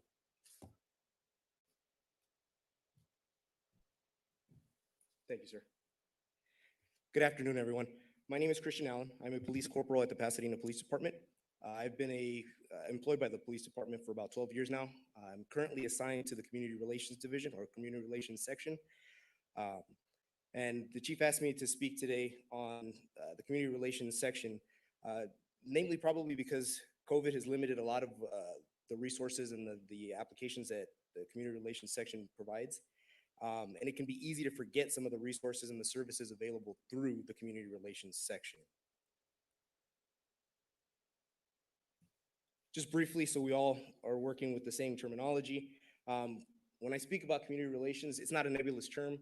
It refers to the various methods that are used to establish and maintain a mutually beneficial relationship with the community that an organization, a department serves. That includes building relationships, building trust, increasing communication, increasing transparency. Up there, you're going to see the images or the logos for some of the associations or some of the organizations that we work very closely with, the NAACP, NDLON, the school district as well. As the chief said, community relations doesn't exist at every single police department. And in our police department, it has certain components that may not be applicable to other police departments. So for the sake of our presentation today, I'm going to be speaking about our Police Activities League, which is a youth program, our Neighborhood Services Unit, our Community Outreach Unit, our Volunteer Services, and our social media engagement. So the Pasadena Police Activities League. The Pasadena Police Activities League is a after-school program for Pasadena area youth between the ages of 9 and 17. The PAL mission is to encourage Pasadena area youth to be good citizens through partnership with the police department. I serve as the PAL director, and Officer Edward Bondarchuk serves as the PAL coordinator. Since its inception in 1997, over 3,500 kids have been positively impacted by the program. Currently, because of COVID, we've transitioned to having the program be presented in a virtual manner. We started off with Zoom, but because of some security issues with Zoom and the restrictions placed on the platform by PUSD, we've moved on to WebEx. But generally speaking, when we're open, we service and we cater our program to 60 to 70 kids daily at our PAL Center, which is located at the Salvation Army over on Mentor and Walnut. As part of PAL, we hold multiple conferences and outings to benefit youth. PAL as an organization exists to aid juvenile crime prevention. It provides mentorship.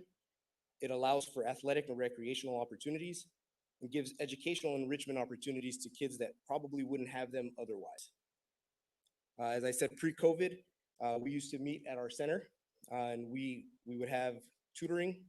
For us, education is a very strong pillar.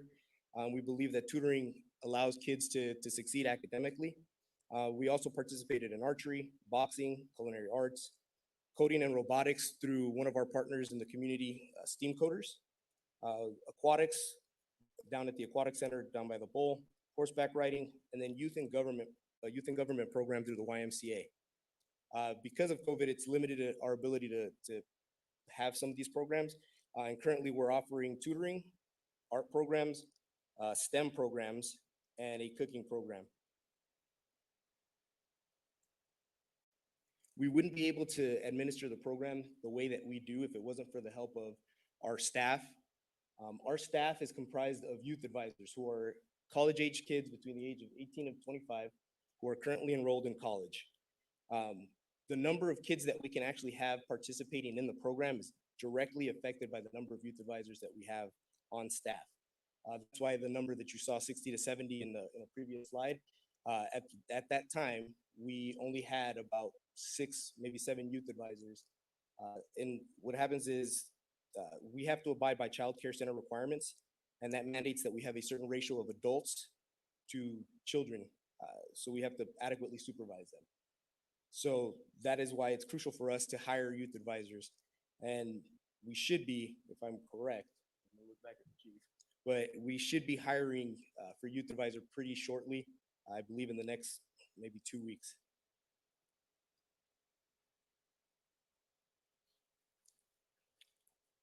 Right. The next component of community relations that I'm going to talk about is our Neighborhood Services Unit. Our Neighborhood Services Unit is comprised of 2 CSOs. At one point it was 3, but because of staffing, we've come down to 2. And our CSOs strive to educate community members on best practices to keep themselves, their family, and their community safe. They do this by acting as liaisons with the community, between the community and our service area lieutenants. They coordinate neighborhood watch and block parties. They coordinate outreach education presentations, including things like security inspections to help homeowners discover ways to make their home safe and prevent them from being victims of crimes. Things simple as adding lighting, trimming back the hedges so that they're not covering a window, things like that. Crime prevention techniques, stranger danger presentations for the youth, and how to dial 911 for our youth program as well. These are our two CSOs. It's Ms. Hilda Jurado and Ms. Sarah Presley. This is an old graphic. It doesn't really show that they have split up the city amongst themselves, but they do an amazing job of coordinating neighborhood watch and block parties and different informational seminars now on Zoom to be able to present all of the necessary safety tools to our community. One of the programs that they also coordinate is our our Community Police Academy. And what the Community Police Academy is an inside look at the department. It's an 8-week course, and it allows the participants of the course to see what we do, see how we do it, and understand why we do it. What this program does more than anything is it feeds into our volunteer program as well. And I'll talk a little bit about that later on in the presentation. The next component I'll speak about is our community outreach unit. Our community outreach unit, seen here is Officer Van Kim, who is our outreach officer, strives to facilitate the effective communication between community stakeholders and the police department. So they are the eyes and ears of the department and the community, and they relay information back and forth. Some of the things that our outreach officer engages in is conflict mediation, enhancing community interaction through engagement events. They are part of the community response and after action team. This is a response to critical incidents. So as they spoke about earlier, a fire, a major incident, they go out and they dispel rumors and provide facts on what the actual incident they provide active shooter training, and they head up our business watch. What is business watch? It's modeled after the neighborhood watch program, and its business is looking out for their business neighbors. And it promotes cooperation between all of the merchants and engages and advances some of the communication and understanding among business owners. Really quickly, I'm going to slide through some of the programs and the engagement events that we put together in the community services section. I'm sorry, the community relations section. We recently changed our name from services to relations. So, but this is from the Community Police Academy, and this is both in English and in Spanish. We refer to the one in Spanish as in español. But what they do, the participants of the class get the opportunity, like I said, to see what the police department is about, see some of the inner workings of the police department. They get to actually, as of about a few years ago, they actually get to go to our range and actually see the manipulation of weapons. They get to go through our simulator, and they get to go through a quasi defensive tactics course to see what it is exactly that we do. Some of the other programs that we engage in, Read Across America, which is to promote literacy and reading. We do that every year in March. Luckily for us, this year was before COVID, and hopefully next year we'll be able to engage in it again. We also have our National Walk and Bike to School event, which we work with the Department of Traffic, and it promotes pedestrian and bike safety. And then we have all our With a Cop events. So it's Shop with a Cop, Tip a Cop, Cop on a Rooftop, and Cookie with a Cop. And these are all engagement pieces in order to promote conversations with community members and members of law enforcement.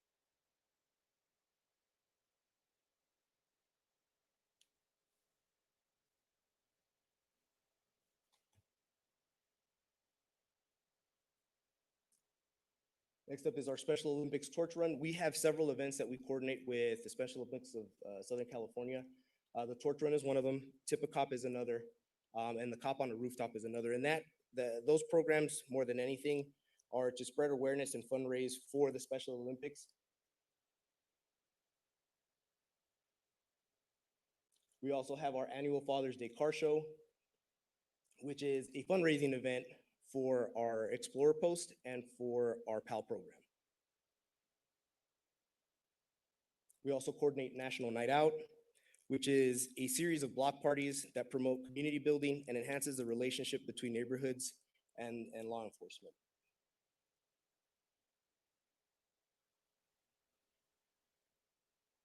And then we have some of our awareness campaigns. Currently, we're actually in Pink Patch Project. Every October, as you may know, October is Breast Cancer Awareness Month. So every October now, the police department personnel that has uniform and can wear patches will wear pink patches in order to bring awareness and raise money for breast cancer research. And then we also have, I'm sorry, I moved forward too quickly there. And then in the upcoming month in November, we do the same for colorectal cancer. And we partner with No Shave November to fundraise and bring funds and awareness to colorectal cancer and all the other cancers as well.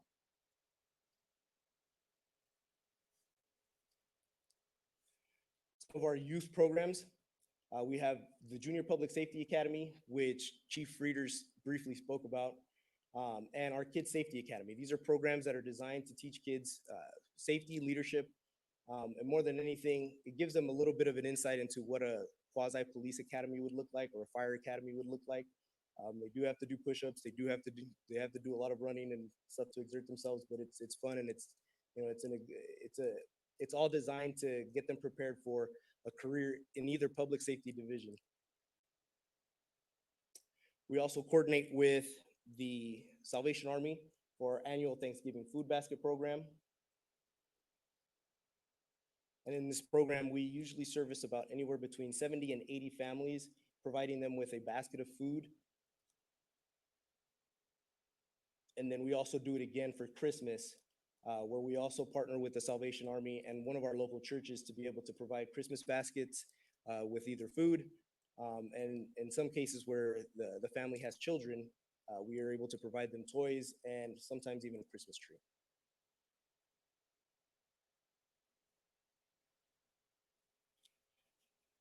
One of the other youth programs that we have is our Explorer Post.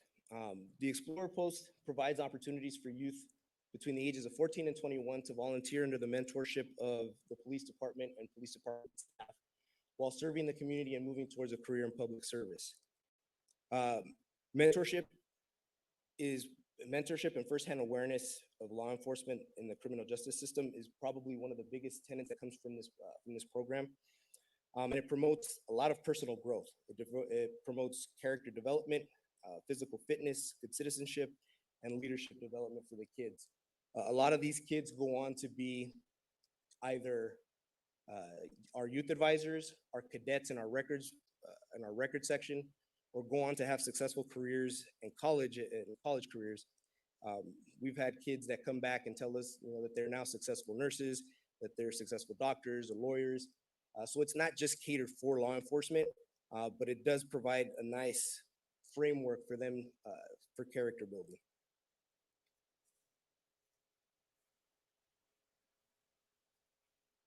The other component for us is our volunteer unit.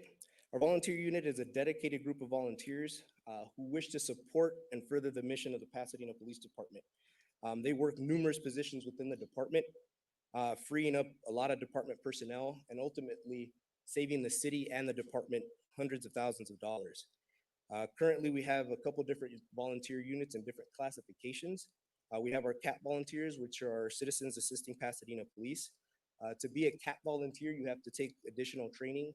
Those are the volunteers that you see doing some of our safe shopping details. They also assist with a lot of the New Year's operations. Then we have our chaplain corps. We have our equestrian unit, which provides services to some of the Laurel Royal. We have our missing person unit. They assist in a lot of the tasks that are associated with the missing persons investigations. And then we have our fraud unit that helps with a lot of the fraud investigation, and they're known as the credit team, which is the community response to eradicate and deter theft.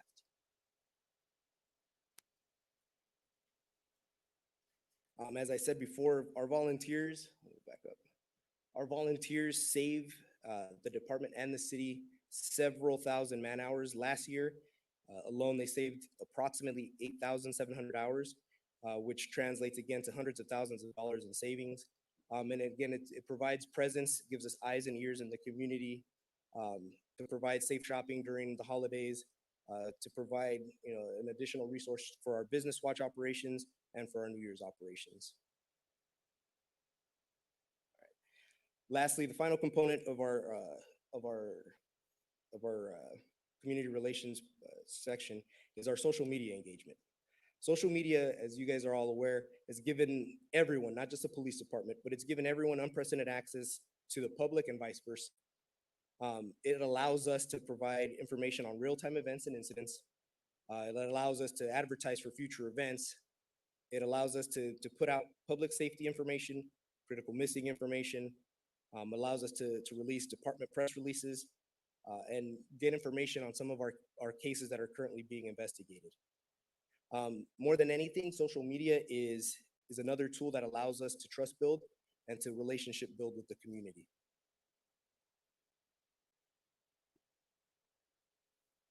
Thank you very much for your time, and if there are any questions, I will stick around. Colleagues, are there questions for the presenter? Mr. Madison? John, I don't really have a question. I just wanted to commend Christian and his colleagues. And, you know, I'm very familiar with many of these programs. I think I was on the first PAL board when we established that, gosh, over 20 years ago now.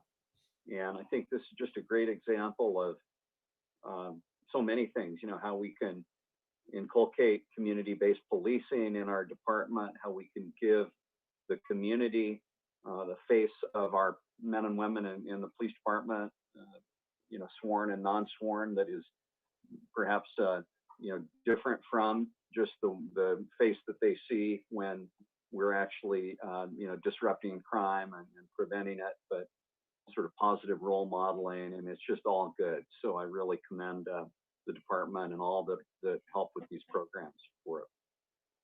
Thank you. Thank you, Councilmember Madison. Colleagues? Officer, Go ahead, Vice Mayor. Officer Allen, thank you so much for the presentation.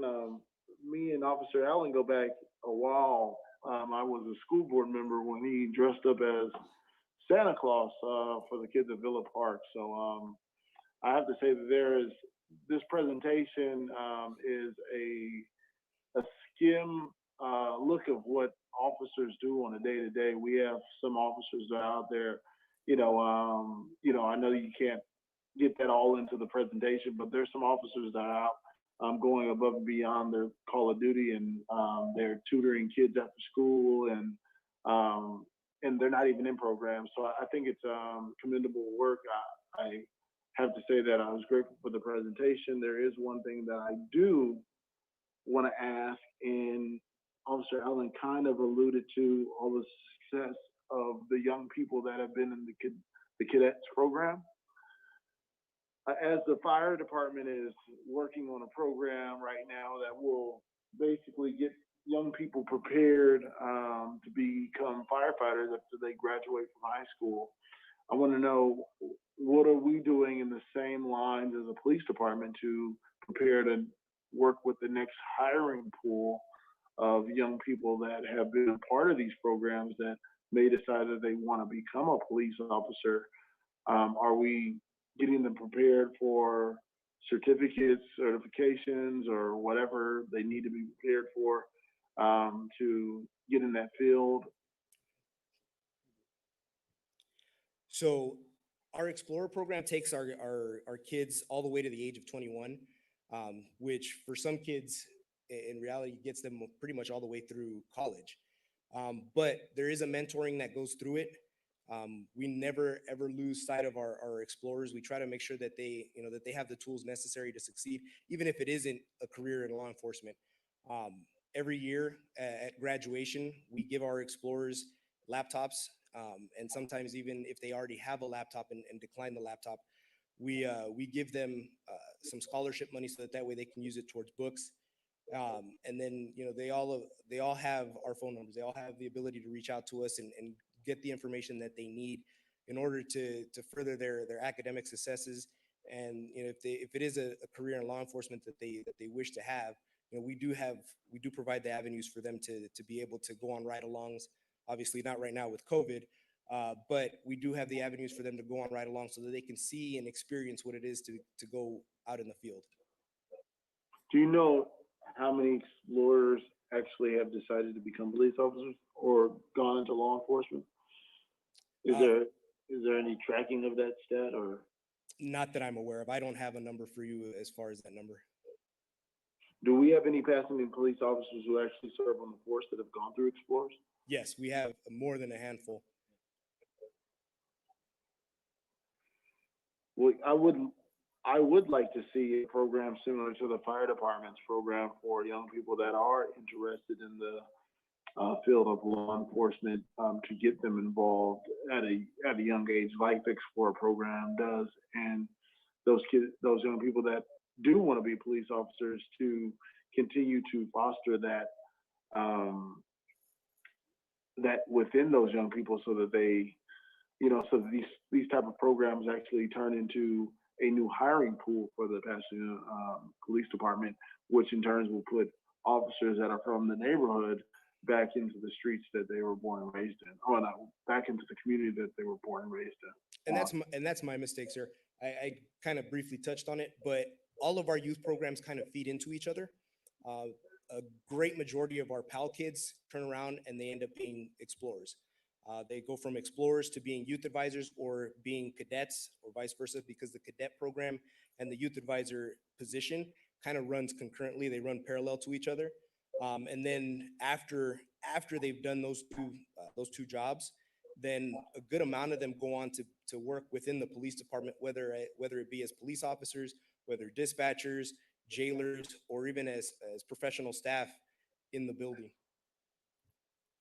Oh, okay. Well, that's good to know. It would be great if you could share any information that you have, as how many employees that we have through whether they be sworn or non-sworn, that work in the police department that have gone through our cadet program or any of the programs that the city has to offer. I mean, I would like that information personally. Okay, I'll look into it for you. Thank you so much, and I'm very grateful for the presentation, and I appreciate all the work that you guys do in the community. Thank you very much. Thank you very much, Vice Mayor. Vice Mayor, The really only quick. thing I would like, Oh, I'm sorry. go ahead. Vice Mayor, we have two different lists and we'll get them to you. One is which all those that have become employees over the years. And another one is a large amount of people that have gone on to great successful careers in law enforcement, the medical field, the law field. There was a gathering last year for Sergeant Thompson's retirement, and I could not believe the tremendous amount of people that showed up. And for myself, I am a product of our cadet program 35 years ago out of high school. I was a police cadet that helped me out, and there's many of more than a handful of people like myself as well who are cadets. So it's a great program. Thank you, Chief. Thank you both. I'm so sorry. By the way, who is our new officer Thompson? His name is Sergeant Glenn Thompson.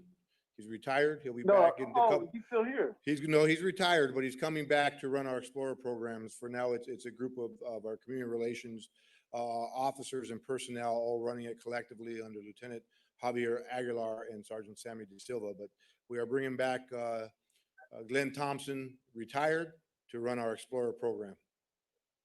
Oh, that's really good news to hear. Yes, it is. Okay. Thank you. Thank you both. And thank you all for your comments and questions. What I would like to say for the record is that the volunteers of the Pasadena Police Department are exemplary of the best of volunteers that I've witnessed in the city of Pasadena. And maybe there may be one watching like Kester. And I would just simply like to say thank you. With that, City Manager, can you continue, please? Yes, Chairman, I think we'll just keep the police chief on the roll and go to the next item for the. Yes, sir. The next item is another long-running effort, initiative. Again, nothing happens overnight. I wish it did, but it does not. Years ago, we lost our Youth Accountability Board due to many of the programs that are going on in the court at the time, and it was competing with our processes of a 25-week program compared to a 3-4 week program the probation department was putting on. Ours was much deeper, more comprehensive, but it was just tough to get people and young people to participate after being involved in the criminal justice system. So it's been a personal push of my own.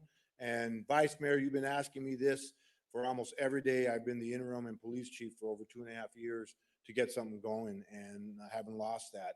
And this is going to be a presentation on that program, a diversion program for youth. We're only one of 6 agencies around the county to have it, and one of very few in the entire region, if not the state, to have developed a program that works. I'm going to have Lieutenant Carrillo come up and speak briefly, and then I believe we'll have Sergeant Bundy speak as well.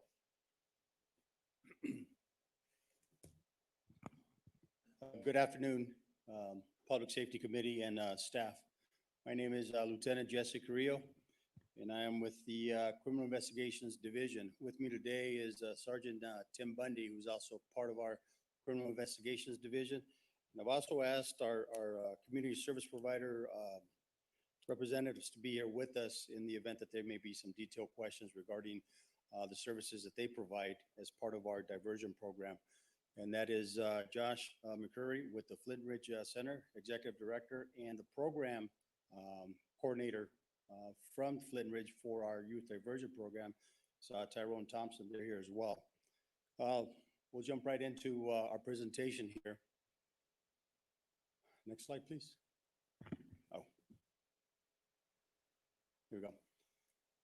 So the Los Angeles County Board of Supervisors back in January of 2017 unanimously approved a motion to advance a comprehensive approach to improving youth outcomes and community safety by establishing a central coordinating office in the Department of Health Services that would support a network of effective community-based diversion services for young people in lieu of arrest and citation.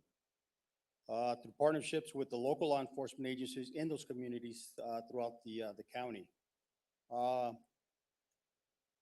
That was in 2017. Throughout the year of 2017 and 2018, there was some comprehensive meetings that took place in order to identify how to push forward and try to get this program up and running countywide.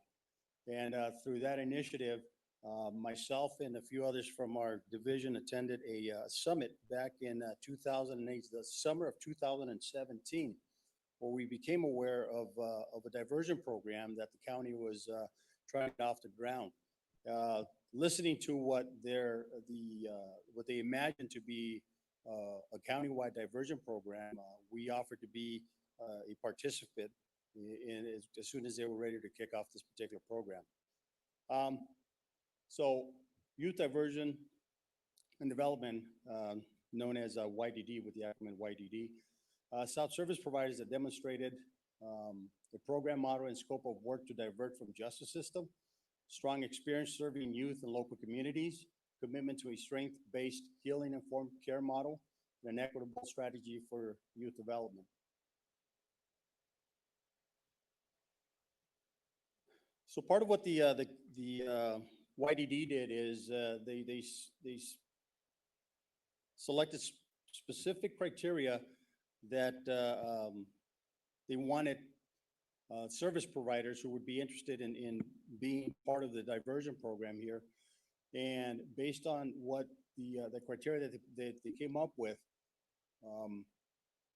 what they wanted to know is, are they able to provide these services? And some of the categories and the 10 that they identified to be things that the service provider needed to be either experienced in, currently having the ability to provide such services. If you see here on the slide, we have the 10 categories that were listed and were prerequisites for any service provider that wanted to participate in YDD, needed to be either in practice already or have some experience with it.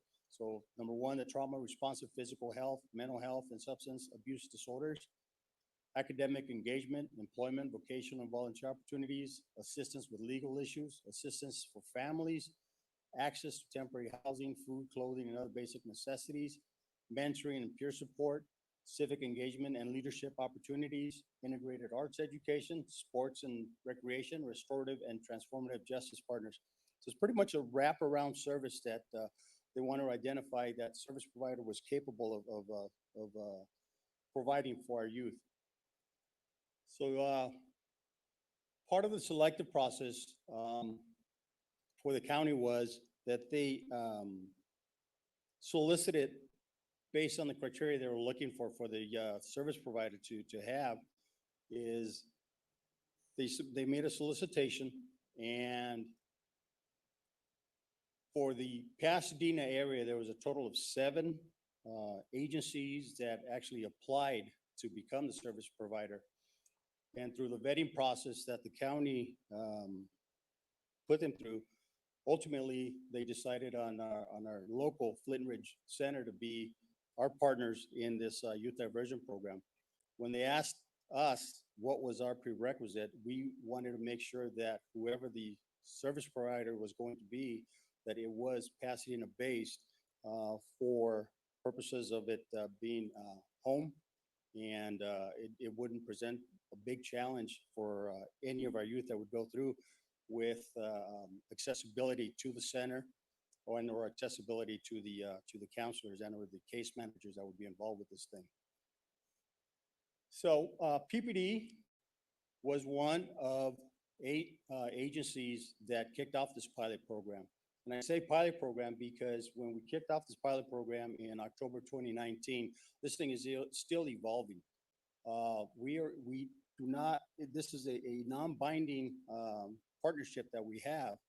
What we're trying to do is trying to move the program forward, trying to get to what the county's expectations are. And the county's expectations when kicking off this program in 2019 is that within 4 years, we can hopefully get to a point where we have 80% of our youth diverted rather than sent through the either arrest or citation.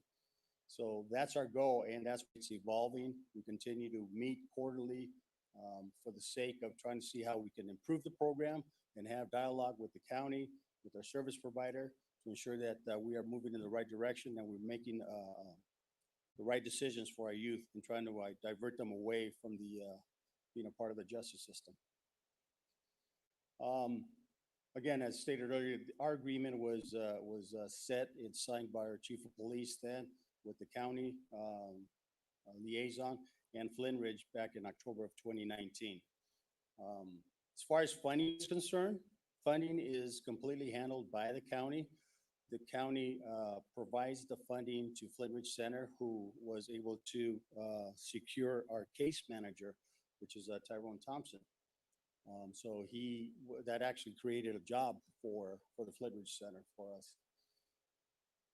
So now what we do, and part of his job as the case manager is he is the one that, based on the referrals that we make, he identifies and does an assessment, an intake assessment, to determine what are the needs of the juvenile. That is something that's critical and that's important. And that, based on the needs, will dictate the length of the program for that individual juvenile that would take place. Now, what we do is we report. Well, let me back up here. What we actually do is when we have a juvenile that has been either cited and or arrested, is that case will come up to our detective bureau. That is where Sergeant Tim Bundy is responsible for basically all cases involving a juvenile are funneled through Sergeant Tim Bundy. He would be the one to make an assessment on the case, the particular details of that particular case, and the background of the juvenile. And based on that assessment, he will then make the referral over to our case manager, Tyrone Thompson, who then completes the assessment of what is needed for that particular individual. Now, that is if, obviously, the juvenile does qualify for diversion.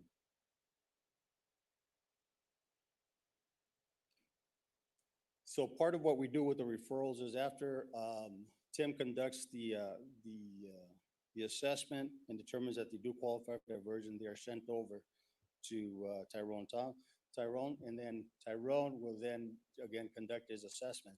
Now, as far as confidentiality is concerned, once the juvenile is accepted into the program, We don't get the details back because there are some pretty sensitive information, some sensitive things that may be part of the assessment, part of the services that they're being provided at the time, whether it be it health or mental services that are being provided. What we do hear back from Tyrone is how they're progressing and if in fact that they were successful in completing whatever term that particular individual was a part of or agreed to. And if you can see here on the numbers, what we were able to gather so far from October 2019 through September of 2020, we have a total of 71 documented incidents involving juveniles at some level, whether they were arrested, cited, and or documented as suspected of being involved in a potential crime. Of those, 27 were referred to the Flint Ridge Center, 15 formal, 12 informal. Now, formal meaning that they were either cited and or arrested, and so we have an actual criminal case that is looming over their heads. 12 informal, meaning that they may have been involved in an incident. However, it may not rise to the level of prosecution. However, based on what circumstances led to the contact of that individual, such as an example would be a fight that occurred on school grounds, was brought to our attention. Officer responded, they wrote a report, and obviously we see that this may be an individual who may need some intervention. And based on that assessment, Sergeant Tim Bunny then would make the referral. Of the informal referrals, 2 accepted, 10 declined. Now, with the informal referrals, there's really not a whole lot that we have to be able to move forward as far as prosecution. The formal referrals, if for whatever reason they declined, either didn't complete the program and were notified that they did not complete the program, and these are the individuals that are then forwarded for prosecution consideration, and more than likely would end up in the probation department. Now, that's not the end, and that doesn't mean that the juvenile will be prosecuted at that point in time. What it really means is that we send it to the probation department, and the probation department still has the ability to try to implement some level of diversion program within their own department there. So it's not the end all for us once we refer the juvenile over to the probation department. The next slide here shows the 38 youth incidents that did not qualify. So there was 38 cases, 38 individuals who did not qualify, and for specific reasons listed up there. There were violent crimes that were committed, incidents involving DMV offenses. Now, the DMV offenses is something that we really couldn't do anything because of the fact that there may be some DMV administrative penalties imposed, which we don't have control over. So for us to reach out and say that we can forgive this this particular incident involving whatever may have been a traffic violation, an accident, driving unlicensed without a license, or whatever other entity would have involved the DMV interaction. We cannot control what DMV would impose on the individual. So therefore, these are some that those cases will not qualify for diversion.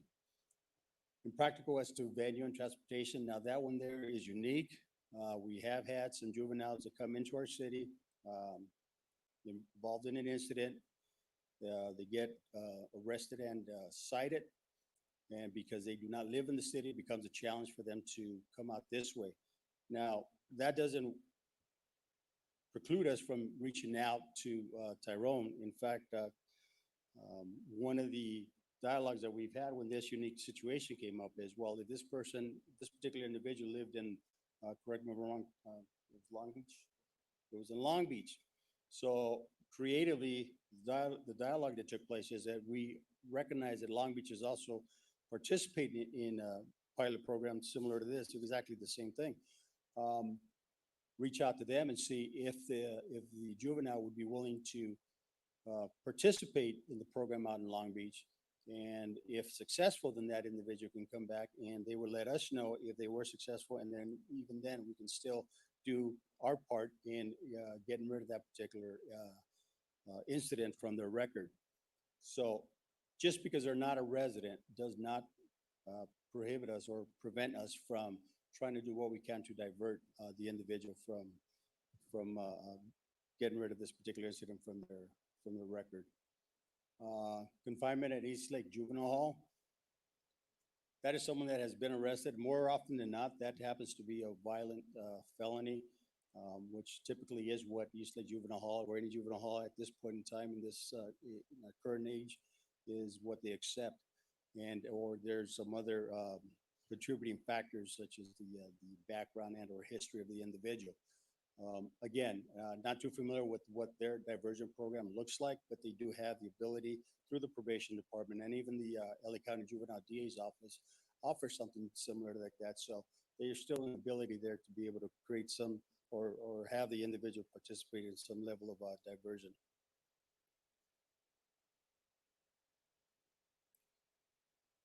So as of September 2020, we've had 7 youth that have successfully completed the program. And what comes with them being successful in the program is that we dismiss any citation, any booking information is erased, the case is sealed, and the juvenile through the Flintridge Center is provided with a completion, completion certificate, right? Certificate of graduation. And from us, they will get a letter sent to them, letting them know, advising them exactly of what we are doing on their behalf to get rid of this particular incident from their record.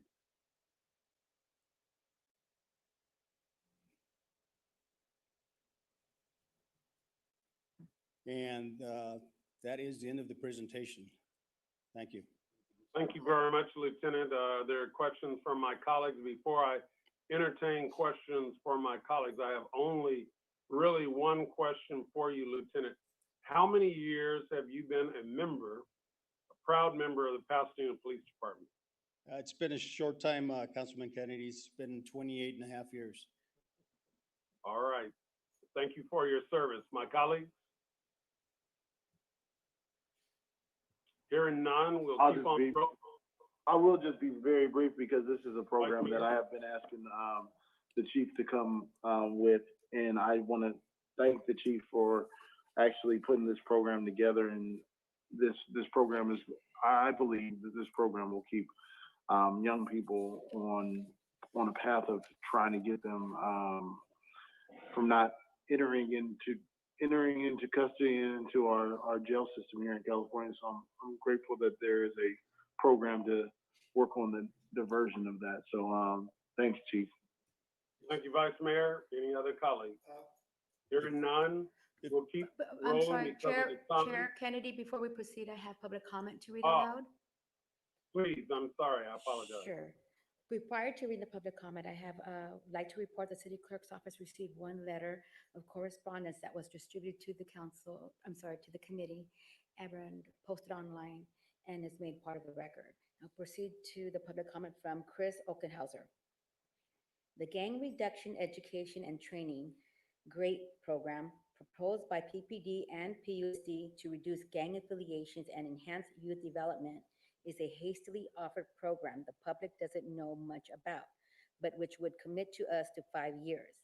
It proposes PPD officers to teach, train, and monitor middle school students in PUSD middle schools for 5 years. GREAT has a checkered past with a U.S. Department of Justice funded evaluation for Congress that judged its initial version as ineffective. A revised version was evaluated in its first of 5 years with no conclusion about its long-term effectiveness. We have a successful, nationally renowned gang reduction program next door at LAPD. Local civil rights attorney Connie Rice headed the development of the Gang Reduction Youth Development Grid using LAPD officers and former gang members, both trained in a public health model of intervention and prevention. Why can't we at least explore this model of documented success before committing to 5 years of questionable outcome and no input from local stakeholders? And that concludes public comment on the item. I think I would just ask that the police chief give some consideration to the speaker's comments. I think they're heartfelt. We both know her. and her commitment to Pasadena. And I think Chief Perez, she deserves whatever we can do to incorporate her concerns in moving our program forward. I will reach out to her and have a conversation, see what we could put in. I'd like Lieutenant Carrillo to introduce a couple people really quick before we end this presentation, which would be helpful. Yes, if I could just take another moment of your time and introduce Josh McCurdy, who's the Executive Director for Flint Ridge Center, to come up here. He's been instrumental in helping move this along with ourselves and the county in coordinating this program to come together. Thank you. Yeah, appreciate it.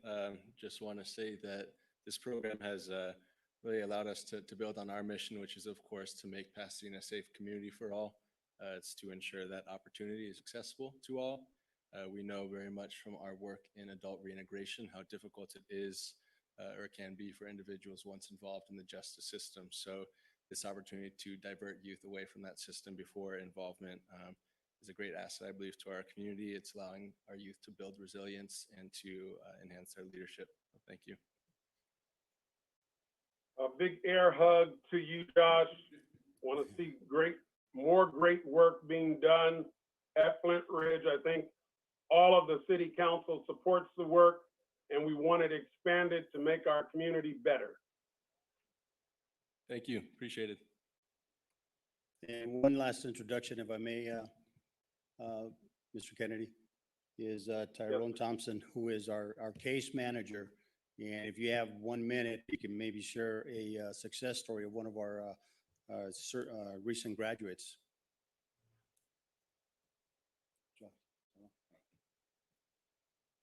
Thank you. Tyrone Thompson, case manager for Flint Ridge Center for the YDD program. I want to thank PPD for allowing us to have this program here for our youth. One of the success stories I can share with you is, I guess, I would say one of the first youth that I got after doing the assessment, they picked 2 goals, which is their buy-in into the program. And they're allowed to pick 2 things that they want to focus on. Within that scope of focus, the youth saw my willingness to help him out. So he went on and we had more goals after more goals. He wanted a job. He wanted me to work with his probation officer to get him some community service. He wanted a bank account. He wanted a place to live. He wanted me to talk to his mom every now and then, just make sure they're okay. So I just feel like we went beyond the scope of our practice, just to make sure that this youth was comfortable and ready to, to go in society and be a better person. And he appreciated all the help that I gave him. And we still stay in touch just to make sure that he's on track, even through COVID, to make sure he's financially stable and that his family's okay. Thank you. Thank you. Well, when you got a Tyrone working on it, you know it's right. So again, I think, Lieutenant, we want to thank you for your service in heading up this program. We're getting late in the hour, so I'd ask the city manager to help us move everything forward so we can complete the agenda. There may be folks who are on the line who have other obligations, and I want to be respectful for those who may be running for public office. I'm not sure that's the case, but we need to move with alacrity at this point. Councilmember Kennedy, I think probably in the interest of time, it might be helpful if the chief offered just some brief responses to some of the issues that were raised last week, or I'm sorry, at our prior meeting regarding Project Prevent, and then probably just transition into his monthly report. Absolutely, and I'll get into the grant with PUSD. I think last month there was some concerns about this type of project, and it's been almost a 18-month journey, much like the presentations you've heard, to try to get prevention into the system of policing. So over time, there is less of us because of more prevention. And this grant, we are one of the only school district in the state to be awarded. We are only one of 14 in the country to be awarded. And it's really, as we talked about in the presentation, I don't know if you want to review the presentation from last month, but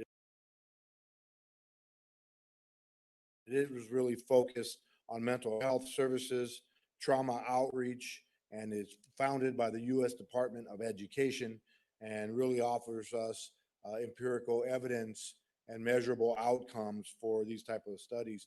The grant includes 10 different grants and in total of $11 million for the school district over 5 years.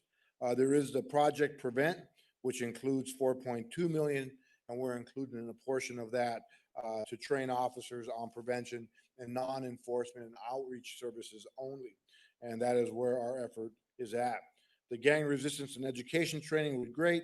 It's an overview of gang outreach and awareness for young people. It also includes the aggression reduction training program when it comes to bullying and controlling anger management issues in young people. We also provide training for active shooter and mass casualty for staff and others on first aid, which becomes very important, or was very important in the last few years prior to the COVID period. And so we believe this is an important grant, again, being one of only very few across the country to be awarded and the only one in the state. It's something that we should really, really consider for our young people. And for the committee members, my recollection from the last meeting, some of the concerns raised by community members included whether this was in effect a reintroduction of uniformed police officers on PUSD campuses, also whether the city was the recipient of the grant and whether we can reallocate. I might ask the chief just to respond to those 2 points because I know that those were raised by a number of our public commenters. Absolutely, this is not about putting enforcement back into schools. I'm not in support of that. I wouldn't do that. That is not part of the prevention efforts and programming I'm in search for and have been in search for most of my career. This is not one of those. This is about really connecting our young people with police officers who have an interest to mentor young people as well in a non-uniformed environment, in an outreach environment. And police officers, some may be critical of, but our view of the world and what we have seen and what we have done and providing some of the life lessons for young people do become important, I think, in our experience and engaging them on a daily basis. And the second part of that, sir? To whom was the grant awarded? My understanding it was awarded to PUSD. Yes, it was the Pasadena Unified School District who submitted this grant. Part of the requirements for school district is to partner with their local police department. And we do have a very rich history with grants with the federal government. And so we have a name that does work with the federal government, and it worked very well for this grant.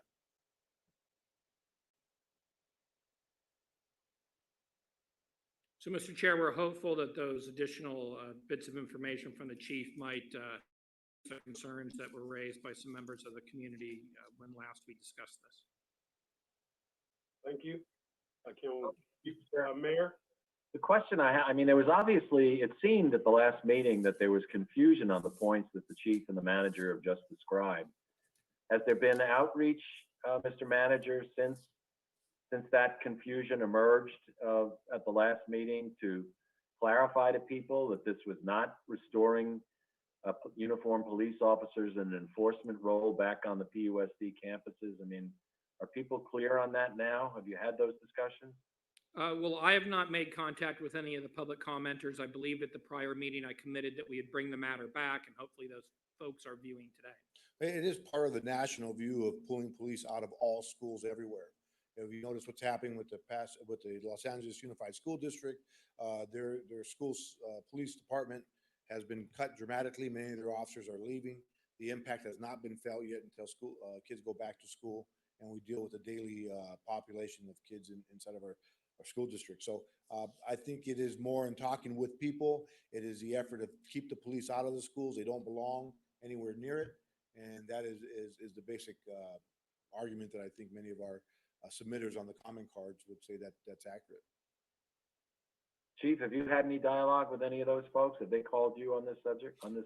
I've had more than a handful of dialogues with people from our community, but I don't believe I'd have to look and see how many of those I've spoken with submitted those comment cards. I couldn't tell you, to be honest.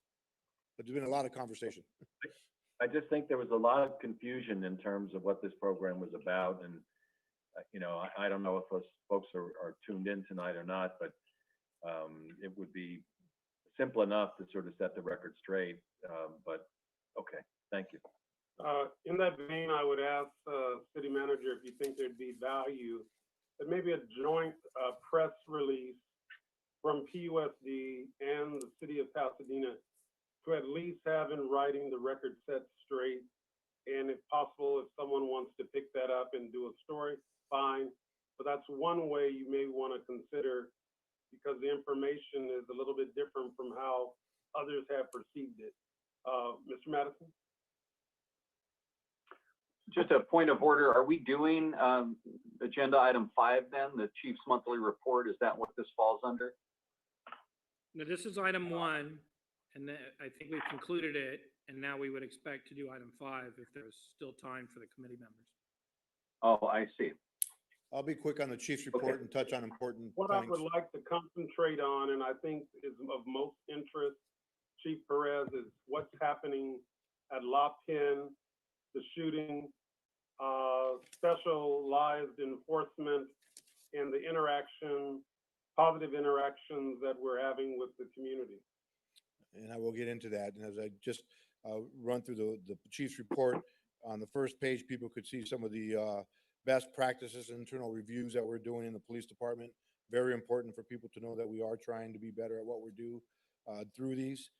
There is a section on ghost guns and how many ghost guns we've retrieved of the almost 300 guns. And that's a very serious problem that touches on the areas around La Pinnaresca Park and Kings Village with shots being fired. We also, on this report, are concerned with the number of vacancies that are coming up quickly for the police department. By the beginning of the year, January, February, we'll probably be looking at 2.5 dozen police officers vacancies. So we are going through a hiring process now. Remember that for each officer we hire, we usually go through 100 applicants. I can tell you how many applicants we'd have to go through. We are opening the youth advisor job, as Corporal Allen talked about. It is open as of today, so young people between 18 and 22 can apply. And we'll be doing an interview with Spectrum News next week, as they will interview myself about our vacancy rates and the concerns of hiring and support from the community to increase that. And they'll also be interviewing a couple of our young officers and African-American officers, the experience of being a police officer, for the public to understand the difficulty in this. And so as I get through to what we did this morning, I will talk about the fact that I take full responsibility for the removal of the memorial over at across from the park. It's very important that we've been in support of the memorial. We've been in support of understanding the tragic events of the officer-involved shooting and the impact to our community, not just to the family, but to everybody in our community, is devastating. Each one of these are devastating. And so with that in mind, over time, as we would see the groups approach, most of the people who are there are good people. However, it was bringing, as reported to me from people who live in the area directly, people drinking, throwing dice, other type of things that were happening there. Doesn't represent everybody who was there. I truly respect Pastor Manning and other pastors who came to pray and help people there. That was fantastic. It didn't erase some of the negative things that were going on there. We did retrieve a couple of weapons in the area, one directly from the park. It has been problematic for us, as we've seen almost 500 calls for service, 287 calls generated from community members. We have seen 184 initiated by police officers in the area. We've had 9 calls involving a report of threat involving a gun. 2 guns have been recovered, as I've stated. 8 assaults have occurred, which includes 1 pistol whipping event directly across from the park next to the memorial, which was problematic for everybody, and 5 additional reports of shots fired in the same area. And we've had 3 incidents around not too far from there and 1 there at the park with at least 10 or more rounds being fired. 2 of those incidents had 30 rounds or more, and 1 incident is 40 rounds or more. So I've had to make a decision here from a public safety perspective, is how much violence do we all want on our street? How much do you want before you want the police to enforce? That's a very difficult question. It could be 1, it could be 10. I don't know what the answer would be. And these are things we probably wouldn't want to see in other places in the city as well. So a decision was made for us to remove the memorial, had guidance from the city manager's office, which I appreciated, and help from others as well. And so we spoke with Pastor Manning the night of the shooting, where 2 people were shot right there at the park. I did view some video of the shots fired. It's horrific to hear that many shots being fired in our community. And so didn't take much for me to know that I was concerned about this the entire time. So I take responsibility for not taking earlier action. I take responsibility for not being there to protect people from being shot, to have 2 shooting victims and the chance for, reaction to that and maybe have retaliatory crimes there at the park. I can't live with that. So this memorial was removed. It will continue to be removed. And it's understanding why people are upset today. But at the same time, this morning, we did have the mobile command post out there. There was some flu shots by the health department being offered. We did some community canvassing. We talked to many people. We had the library open. The health department was out there with a tent. So outreach was being conducted. It was a beautiful sight up until Ms. Jasmine was upset. She did come up there and start yelling at everybody. And you literally saw people walking away from the flu area, away from that area. So Jasmine and myself had some interaction. I believe it was videotaped and put out for the world, which is fine. But I think it's important for us to try to understand Jasmine's position, but at the same time draw a line with her and say you cannot scare people out of a park. The skateboard park is not being used. The water features are not being used. That's a beautiful park. And a measure for me as chief is how well our parks are being used. And if our parks are not being used, it's a failure by the police chief when it comes to public safety, not enforcement. And so we have to ensure these areas are being used. And so this is where we're at today. There's more work to be done. We will have higher visibility. And the vice mayor has provided guidance for me, and I appreciate his support. I know it's not been easy for anybody, and I'll end it with this point to answer questions. The residents there are really tired of losing their quality of life and their ability to have good night's sleep and be able to have free movement in that area. They completely understand the tragedy of the OIS and the importance of bringing reform and conversation about police actions. That doesn't miss them at all as I've talked to them. This is though about their community, their homes, and their area that have been lost. And so it's a difficult balance for everybody, for the pastors. But as a chief of police, I believe the city manager is in the same position. We've made this difficult discussion, this decision, having late night discussions at midnight at 6 a.m.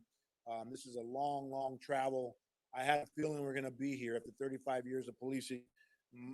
The instincts are still there about worrying about violence and watching it occur, knowing I could have done something about it to stop it. And so I'm responsible for that. I'll answer any questions as I can. Councilmember Madison. Thank you, Mr. Chair, and thank you, Chief. And I'm not sure that, I think you're being gracious in your sort of acceptance of responsibility here. I don't think you bear responsibility at all. I know that we have a policy, or at least a practice, of allowing memorials to remain in place for some period of time. And I think here we exceeded that period of time in an attempt to be sensitive to the community. But the point I want to talk about is, we're in the 200, like the mid 200s for guns seized this year. And, I'm amazed when I read the noteworthies. I am amazed that we don't have more officer involved shootings. When I read the circumstances of the seizure of these extremely dangerous, as you point out, sometimes, frequently completely illegal ghost guns, fully loaded. And, this shooting at La Pin is why we are so focused on getting firearms off the street. And it's difficult. Pardon? It's difficult because those gun seizures require traffic stops. And most of these guns are coming off of tinted windows, no front license plate, no back license plate. I hear the debate about stop doing those stops. I will go toe to toe and argue to anybody, anywhere, that I have the best police officers anywhere in the nation. And they're doing a fantastic job with the amount of guns we're taking out to only have a couple of incidents happen. It's terrible. And moreover, because of the recent officer involved shooting, and I'm trying to be measured here, and I don't want to sort of devolve into a debate of the specific facts of any one case. But, you know, questions have been asked about why do we pursue individuals with guns? Well, the double shooting at La Pin is the reason why.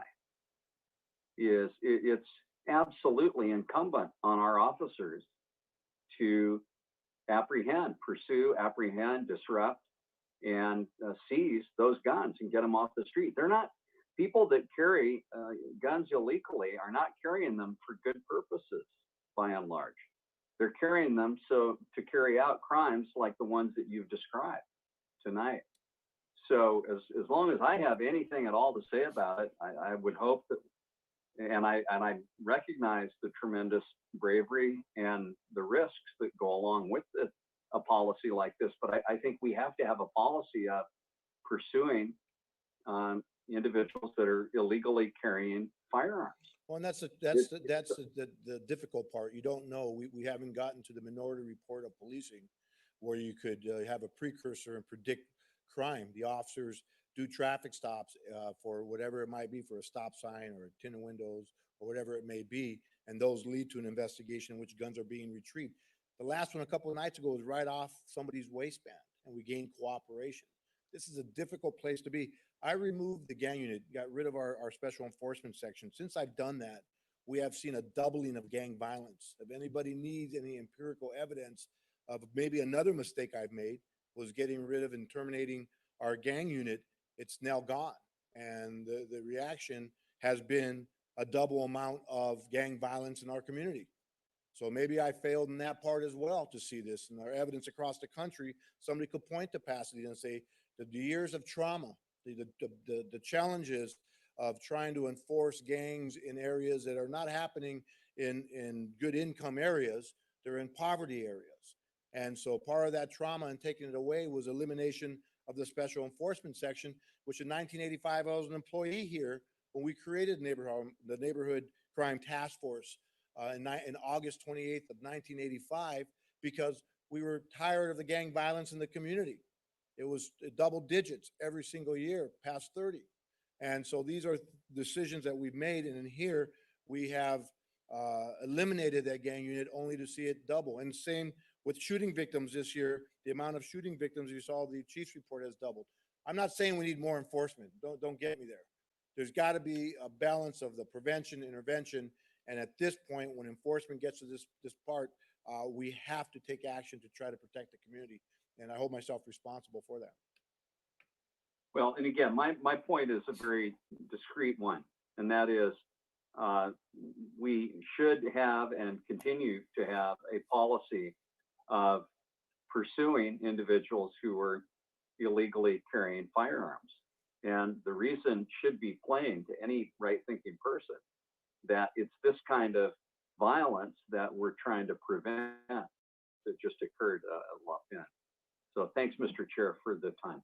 Thank you for your comments, Councilmember Madison. Mayor Cronin. Well, the issue for me is I don't think it can be sort of described in sort of these discrete buckets. And I appreciate the chief's candor. I appreciate his wanting to hold himself accountable. I know that there's been a push and a pull over the dismantling of the vigil area across the street from a park. I've observed it.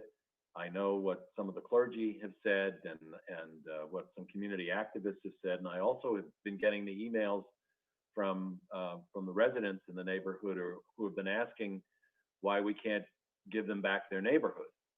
And that what they're confronted with is an intolerable condition in terms of people gathering there and not for good purposes, for the kinds of things that the chief was describing.